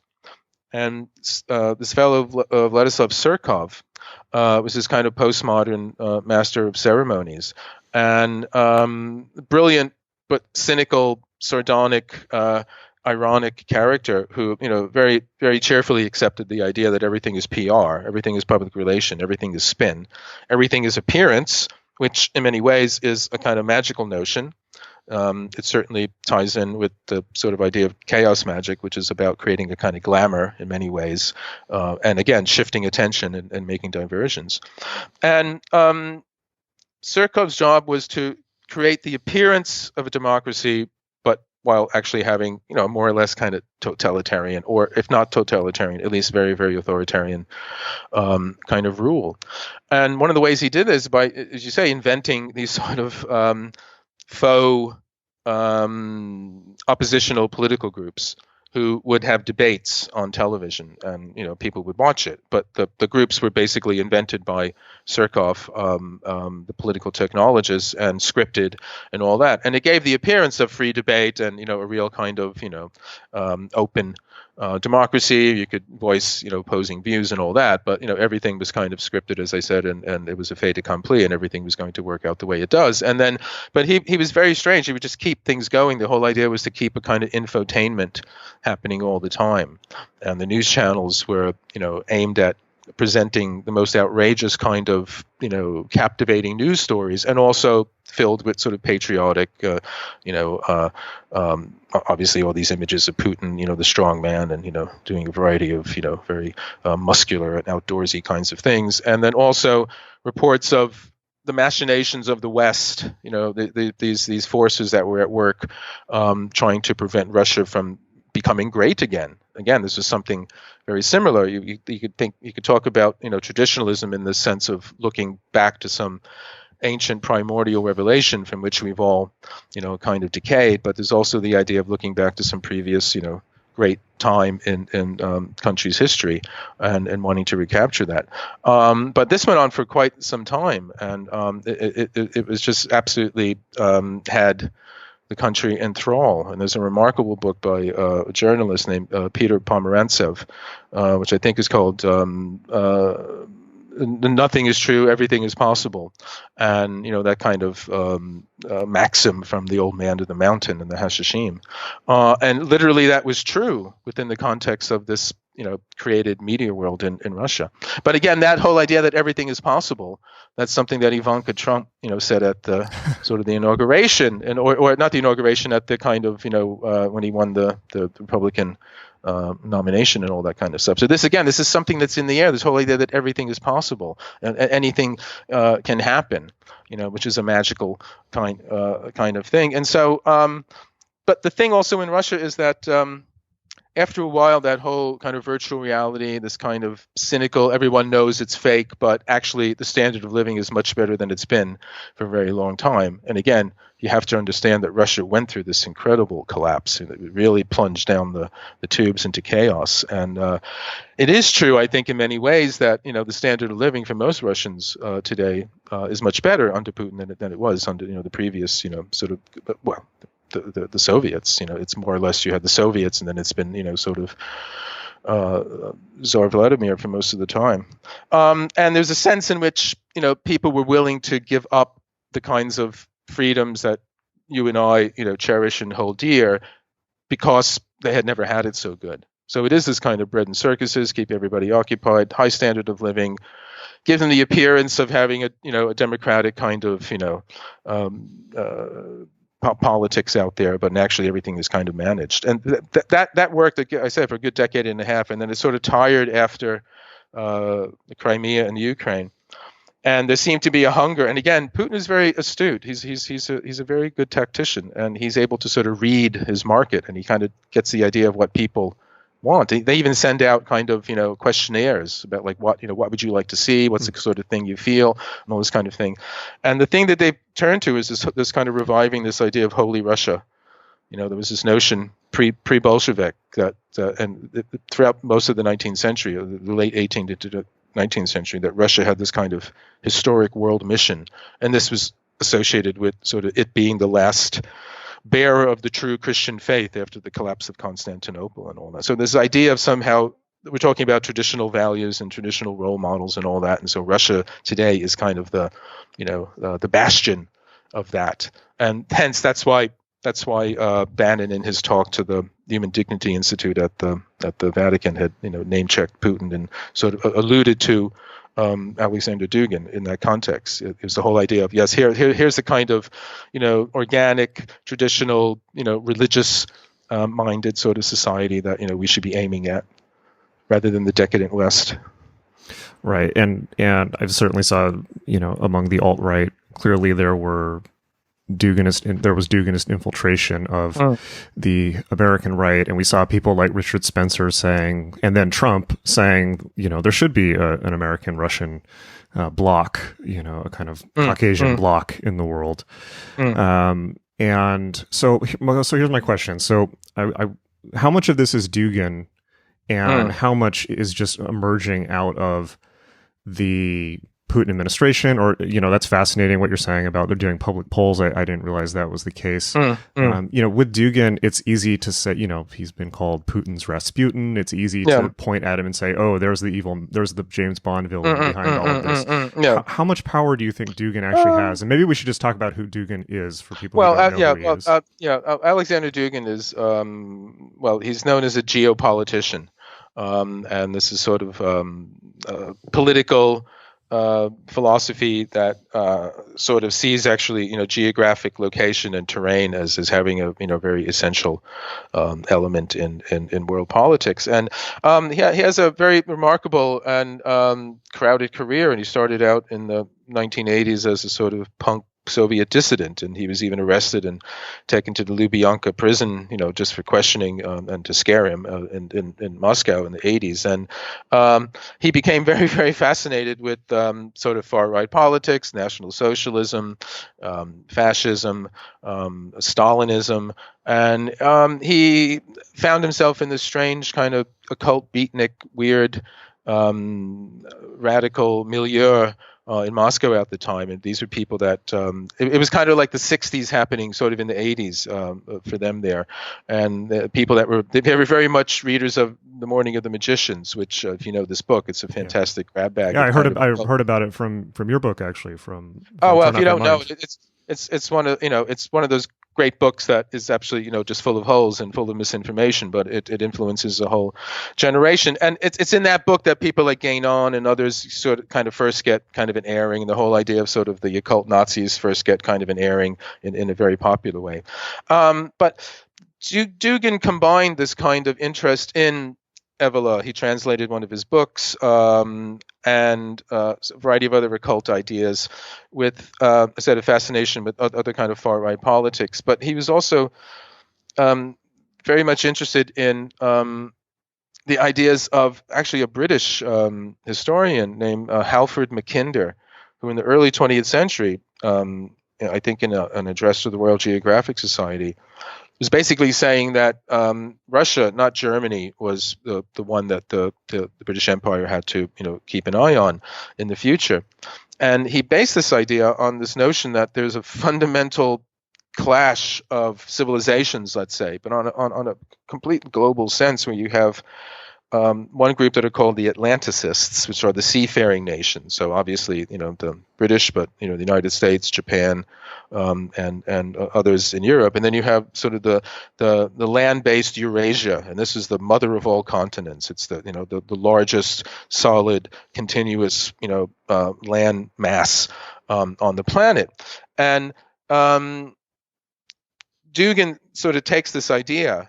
And the whole Eurasian idea, the whole idea that Russia, rather than being a kind of backward cousin of Europe, who never quite catches up to European, Western, sort of liberal, progressive ideas, is actually a completely new civilization itself.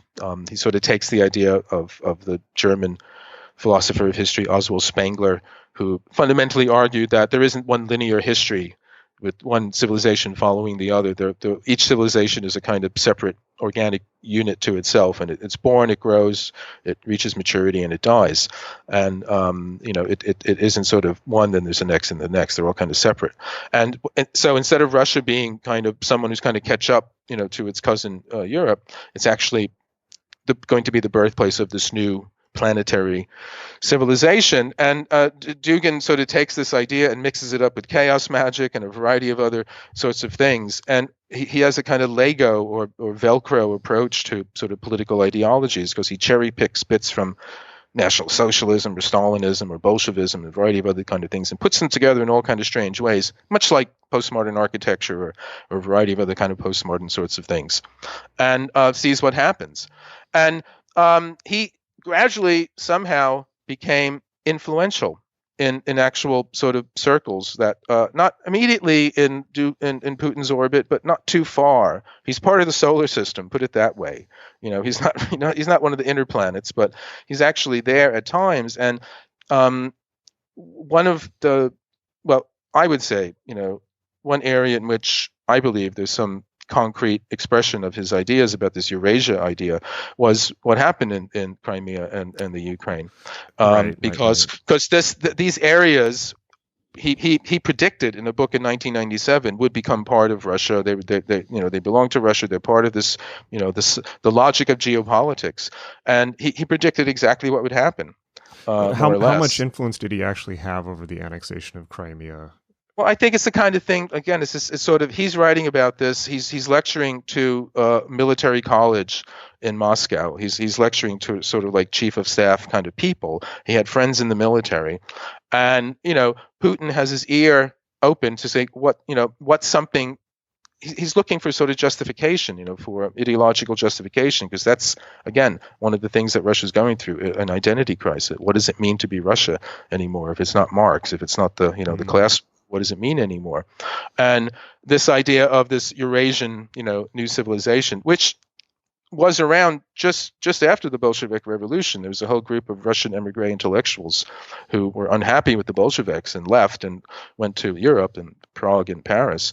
But they believed that the Bolsheviks would collapse, that the revolution wouldn't last, and they wanted to return to Russia with the new idea. They didn't want to go back to the Tsar. They weren't, typical white Russians in that way. But they did have this idea of this Eurasia idea. And people like Roman Jacobson, the linguist and philosopher of language, and other people that were subsequently influential in the West were involved in this kind of thing. So it's something that has a history. But Dugin has this remarkable ability to put everything into this kind of ideological blender, and it comes out, in some kind of strange way. And I think these ideas reached Putin. Yes, because he talks about Eurasia. He talks about, even Hillary Clinton before the election.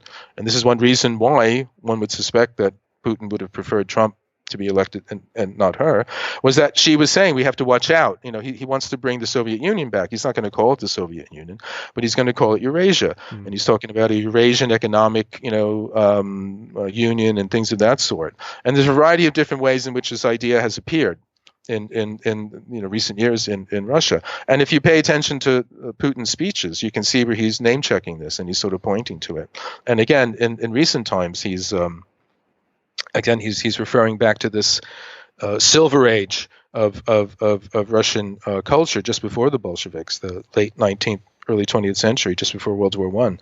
And some of the philosophers there, like Vladimir Soloviev or Nikolai Berdayev, where they do have this kind of mystical vision of a kind of theocratic Christian, Berdayev is not in the same way as Soloviev, but there is a kind of general sense of this idea that Russia has a kind of mission to somehow, be this nation in which, sort of the millennium is going to take place or something like that. And where Putin isn't exactly saying that per se, he is presenting Russia as a kind of counter to what he sees and calls the increasingly decadent West. So, I mean, how much does he believe? How much is he just using it? I mean, I think we have to just, look into that and decide. But it's something that's certainly in the air, and it's in this milieu, this atmosphere that Dugin's ideas have got there, have got across, to Putin.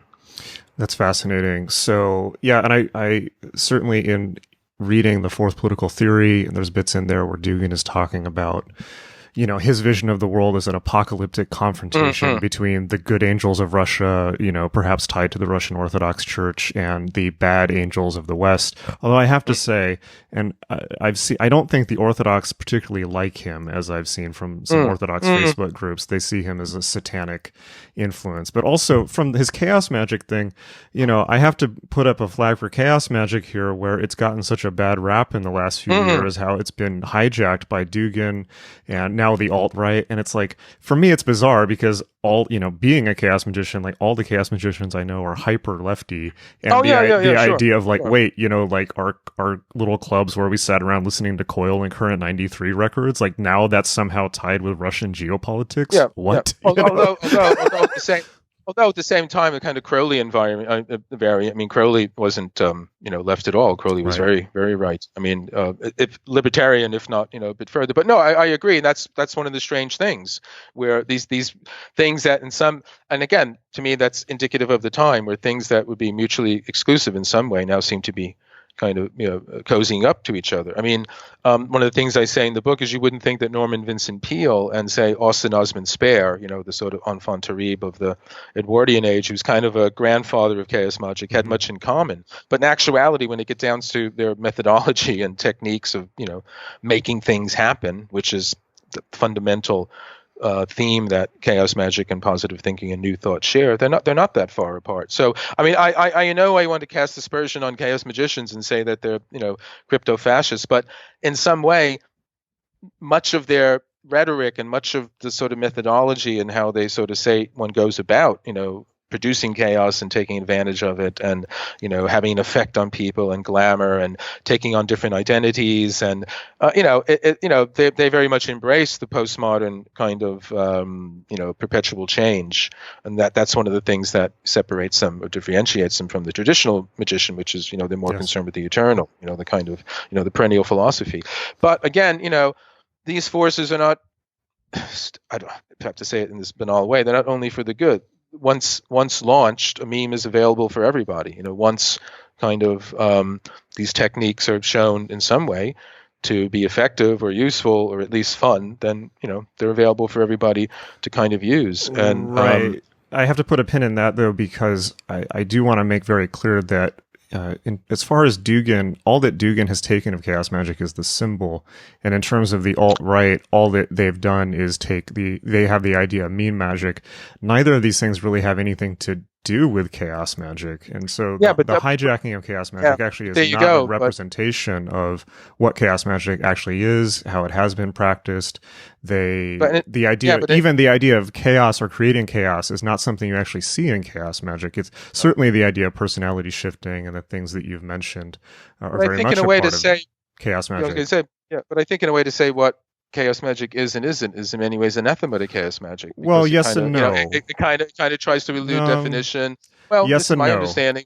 Well, my understanding from what I've read in different sources, and I'm not a practitioner. I'm trying to be as objective journalist about this as I can. But the different sources, again, like postmodernism doesn't have an essence. So you could say, well, the essence of postmodern is this, although it itself would say, well, the whole idea of having an essence is, anathema to postmodernism. But I'm not saying it is this. I'm not saying there's an absolute equivalence. I'm saying there are these strange similarities. There are these strange kind of resonances going on, and it's enough for me. There's enough family resemblance among these things to think, okay, well, something is happening here, and I don't know exactly what it is. But well, it's a hijack. It's a hijack, and it's a hijack of symbolism. But who doesn't do that? I mean, but chaos magic itself hijacked the Chaos Star from Michael Moorcock's series of books, The Eternal Champion. That's part of the whole idea of chaos magic, is you take what's at hand and make use of it. It's like found art. Right, you take something, pick it up, put it up in another context. I understand. No, I'm not saying it's valid, it's justified, it's good, it's an appropriation, but I'm saying it's not out of context. Out of the context. Right. What I'm saying, though, but this is important because as a practicing chaos magician for 20 years, there is an actual chaos current tradition, series of practices that has been profoundly left and concerned with things like the liberation of human consciousness. What we're looking at with the right is, and this was one of my few contentions with your book, what we're looking at with the right is a hijack of iconography, but not practice or depth of understanding or purpose or even ideology. And what I've seen online is certainly when you look at the chants and things like that, they're not even talking about chaos magic. They're talking about meme magic, and only in as much as it's in relation to their goals. They haven't actually taken or hijacked anything from chaos magic, and it's the idea of using what's at hand, which are the memes, rather than they're not painting right. But that doesn't come out of chaos and magic. That comes out of a Kirk Packwood book called Meme Magic. It comes from a very, very different source. These are two very different things. And to conflate them. I said I'm not conflating them. I'm saying, and nowhere do I say this is this. There's no equivalence between these things, but they do strike me to have a kind of family resemblance. That's what I'm trying to say. And they do seem to be, that. And again, in that way, where when it's all laid out directly, there's nothing interesting about it. There's not. But when it seems, wow, that's like that. That's very close to that. These things have a morphology that's very similar. And again, the aims of New Thought and the aims of chaos magic fundamentally is to make something happen. It's to actually have some effect in the world. And so the way they go about doing that may be very different. And actually what they want to affect, what they want to make happen may be very different. But the idea that that's what they want to do, that it's results driven, is, to me, the same.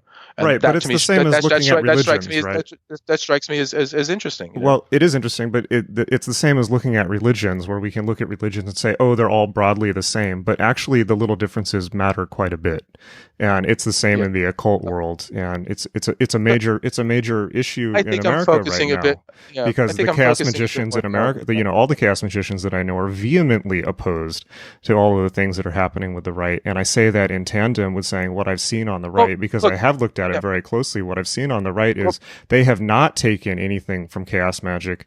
What they've created is something new, and it draws much more on the traditionalist school. I think if you read something like René Guénon, even Guénon makes a very clear distinction between what he sees as the traditionalist school and the flatland of chaos and things like that. Of course. And I'm not saying that Evola and Guénon were chaos magicians, but again, it's a family resemblance. They're not in the family. They're not in the family. No. Evola certainly practiced a kind of new thought. He certainly practiced a kind of mental science in the articles that he wrote for magazine in the 1920s. And I've quoted some of those articles. And what he says in those articles, you could put into any kind of new thought book. You could put into any kind of Think and Grow Rich kind of book. So again, it's a similar kind of practice and a similar kind of thing. And yes, there are strange dissonances where I say, with the traditionalists, with the generation identitaire and identity politics, having a firm grasp of your identity and who you are and holding on to that determinedly is something important. Whereas for chaos magicians, no, the whole idea is to be free of some kind of, limiting identity and adopt different, characters and so on and so on. So yes, there are, and to me, these are ironic kind of things to notice, it's in this kind of soup. But there are all these widely divergent ideas as well. But that to me is indicative of the time when sort of the parallel lines are kind of meeting in many strange ways. And this is not unusual when you go through whatever you want to call times of trouble, disruption, transition, whatever you want to call them. There are these strange times where, even someone like Evola, let's say, and Adorno, the Frankfurt School. They would be at daggers at each other, but they meet fundamentally in the detestation of popular culture and in jazz in the 1920s and things of that sort. So they're in some ways, they're both puritanical about this kind of, whatever you want to call it, Philistine, middlebrow popular culture, although they fly away from each other at the extremes. They both share a kind of, and they also share the sense that there's an elite group who really know, how to either, bring about a traditional civilization or how to, bring about a real Marxist revolution to finally get rid of late capitalism. So again, it's something that I just find it interesting to see these similarities and to bring them up and say, well, it's interesting to look at them. I'm not saying in any way there's a strong argument that they're exactly the same, but in many ways, I feel like they come to the same party, even though they may bring different drinks, that they're sort of coming to the same place. Well, they may be similar in bringing drinks, but I don't think that we're going to the same party. And I think that the differences, the similarities and the differences are important. My view is that magic is a emergent property of human consciousness. Everybody does it all the time. So in a way to say that if different people are interested in magic, they have a resemblance, is kind of like saying, well, lots of people have jobs. They all have the category of jobs, therefore they resemble each other.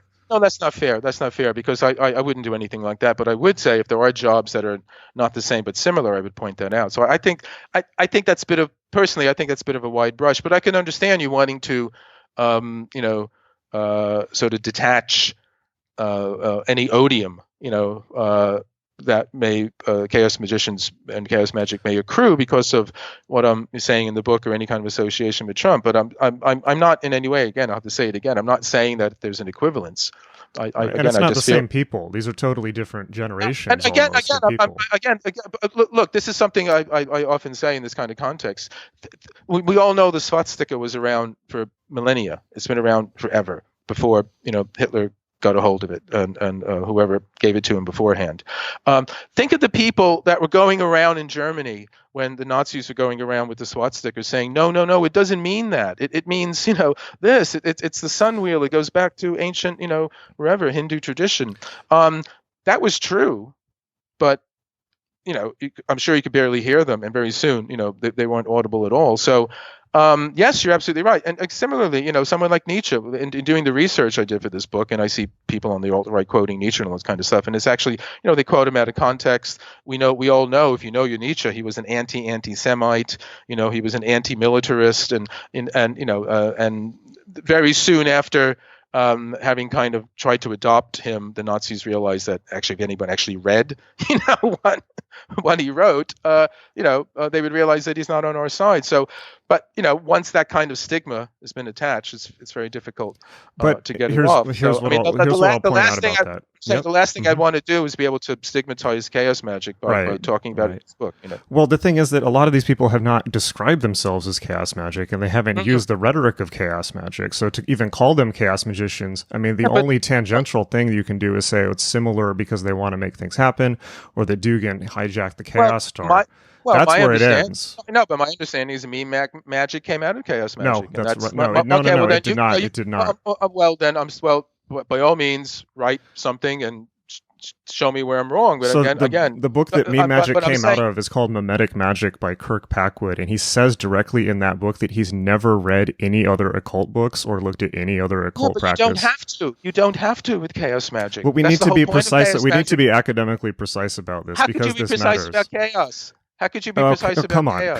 Come on. This is what everyone says. No, come on. This is what everyone says. No, this is what everyone says when they come to chaos magic. Okay. Woo, I'm chaotic, therefore you can't define me. That's the most surface understanding of chaos magic, and that has nothing to do with chaos magic. Then I look forward to several reviews of the book pointing out that I've made a huge error. But as far as I understand, in the research I did and the trails I found in the time I had, again, as I've said again, grows, it's an out branch of it in the same sense that chaos magic itself, as far as I understand in its history, insofar as it has one, it's an out branch of something that Crowley did, and before an Austin Spare and Eliphas Levi. And as I say in the book, I think, in my own speculative way, being some kind of historian of all this kind of stuff, is I can see many ways the essence of chaos magic in this wonderfully productive mistake that Eliphas Levi made about the tarot and the tree of life, relating the tarot trumps to the 22 paths.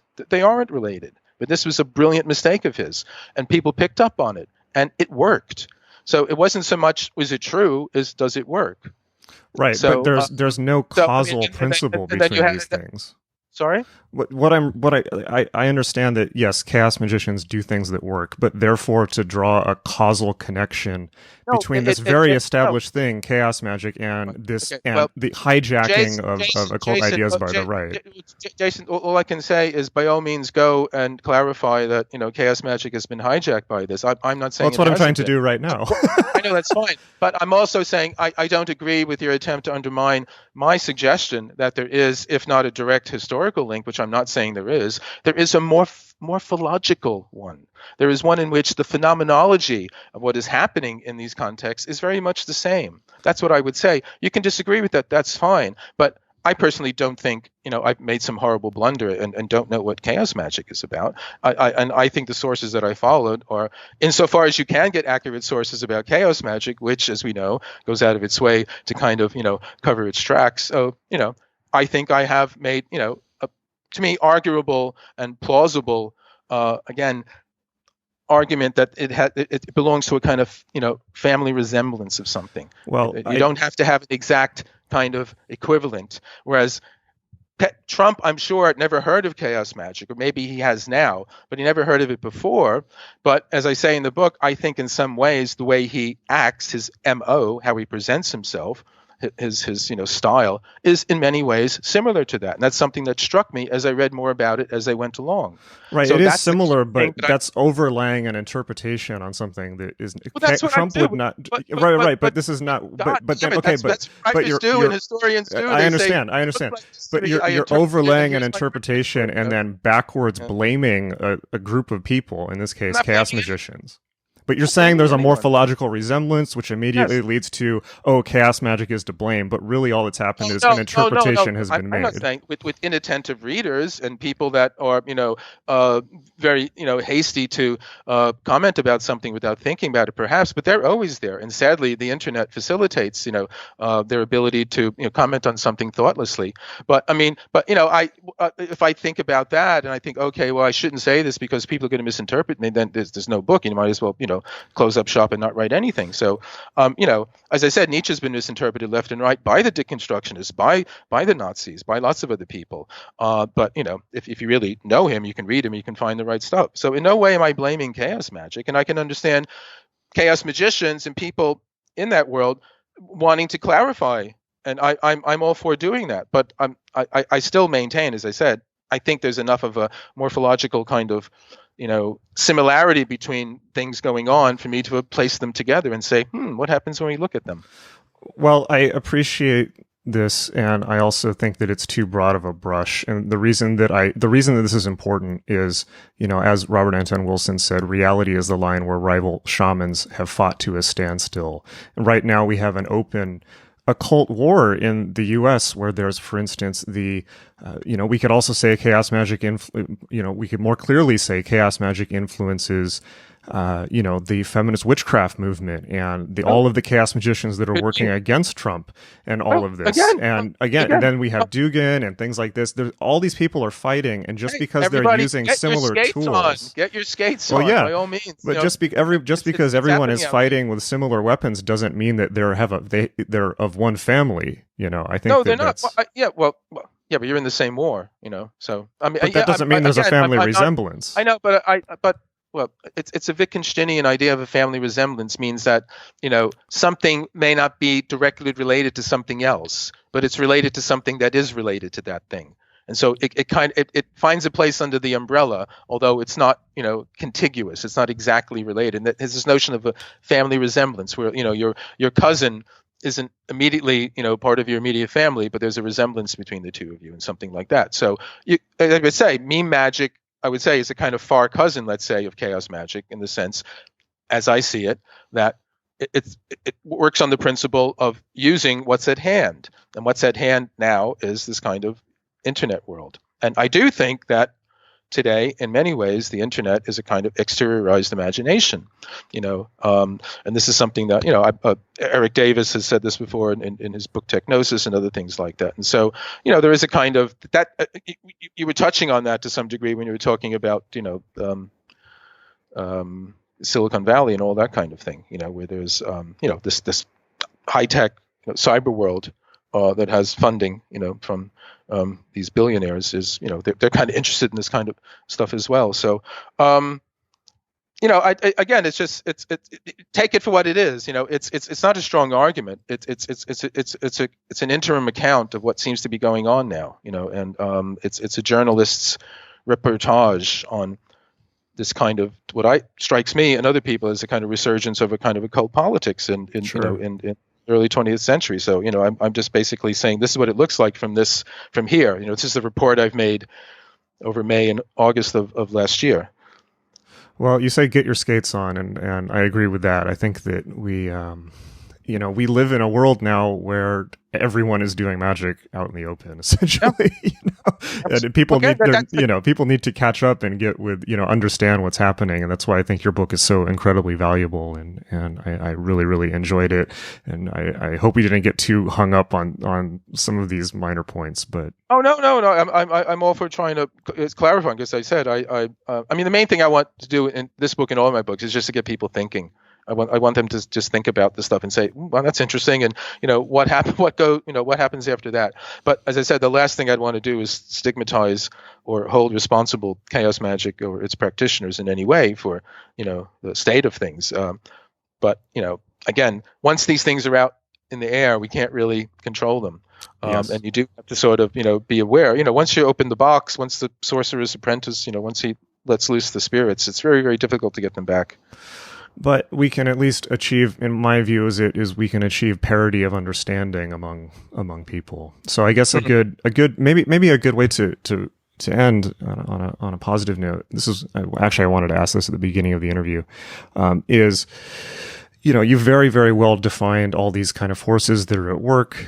And it really does seem that perhaps because of the influence of postmodernism and deconstructionism, for a long time, it has been infuriatingly hard to define what the left even is, or if it even exists, following the kind of whole end of history thing. And okay, so I guess my question is perhaps a bit simplistic, but if this is what the other side is, what should the response be? Where are we in relation to this? And we is a loaded term, of course, but maybe you can talk about that a little bit. Well, I think that's the difficult thing is, it's usually the case in, the sort of, let's go to the dialectic between the left and the right, is the right usually has a very clear idea of what it wants to do and goes ahead and does it. And the left, because the left, because it wants to talk and, everyone have a say, it tends to dither. And I think that's one of the problems is, as you said, you have all these sort of subgroups that, and it's happening in the right as well, as you say, you sort of, things the dust clears and then everyone starts arguing over ideological points. But I mean, it's not so much that I want to sort of say what the left or the other side should do. I think what anyone should do now who's intelligent and is concerned about these kinds of things is to just, pay very close attention to what's going on inside your own mind. Pay very, very close attention to what's going on in your imagination. I don't mean to be paranoid. I don't mean to be, locked in a room and afraid to go out thinking, but just, just kind of keep, every now and then, kind of take a kind of, look at, the thoughts and the ideas and, whatever sort of floats some injection are going through there. Because if it is the case that in some way, as I've said, sort of tongue in cheek in some of the other interviews, unlike Vegas, what happens in the mind doesn't always stay there. I think we do need, and this is kind of the essence of magic. I mean, either you accept something along these lines happens, or it's all just rubbish and this is just nonsense and doesn't matter what I think. But no, I believe that it does, and I think, and this is fundamentally sort of the basic idea of any kind of spiritual or esoteric practice. It's just being very aware of your inner world and taking precautions to make sure it's not sort of being manipulated or influenced by forces outside. I completely agree. I mean, all of my, since the election and prior to the election, all of my journalist friends in particular have become 24/7 fixated on Trump. What's the latest thing he tweeted? And, my view on it is Trump doesn't get to live in my head. He owns enough real estate. He doesn't need my head also. So. Absolutely. Well, Gary, that was an amazing conversation, and I must end it on a note of great admiration for you and your work. I know we got a little bit heated a few times. That's all right. I hope it was enjoyable. It makes for good radio. Sparks fly, makes for good thinking. Definitely. My pleasure, Jason. Thank you so much. Well, just to end on, where can people get the book? Where would you like them to go? It's on Amazon. If they want to get in touch with me, I have a blog. It's garylachman.co.uk. On Twitter, Facebook. There's a variety of channels in which you can find out about the book and get in touch with me. So please do. All right. Thank you so much for being on the show. My pleasure.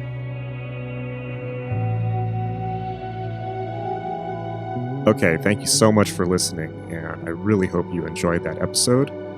Just a reminder, if you're interested in learning the positive side of magic for your own personal empowerment and evolution and awakening, check out magick.me, my school for magic. That's magic with a K. And you can get the free introductory email course at free.magick.me/offer or by texting the word shaman, SHAMAN, to the phone number 44222 if you live in the US. Lots of love to you. I honor you, and I'll talk to you soon.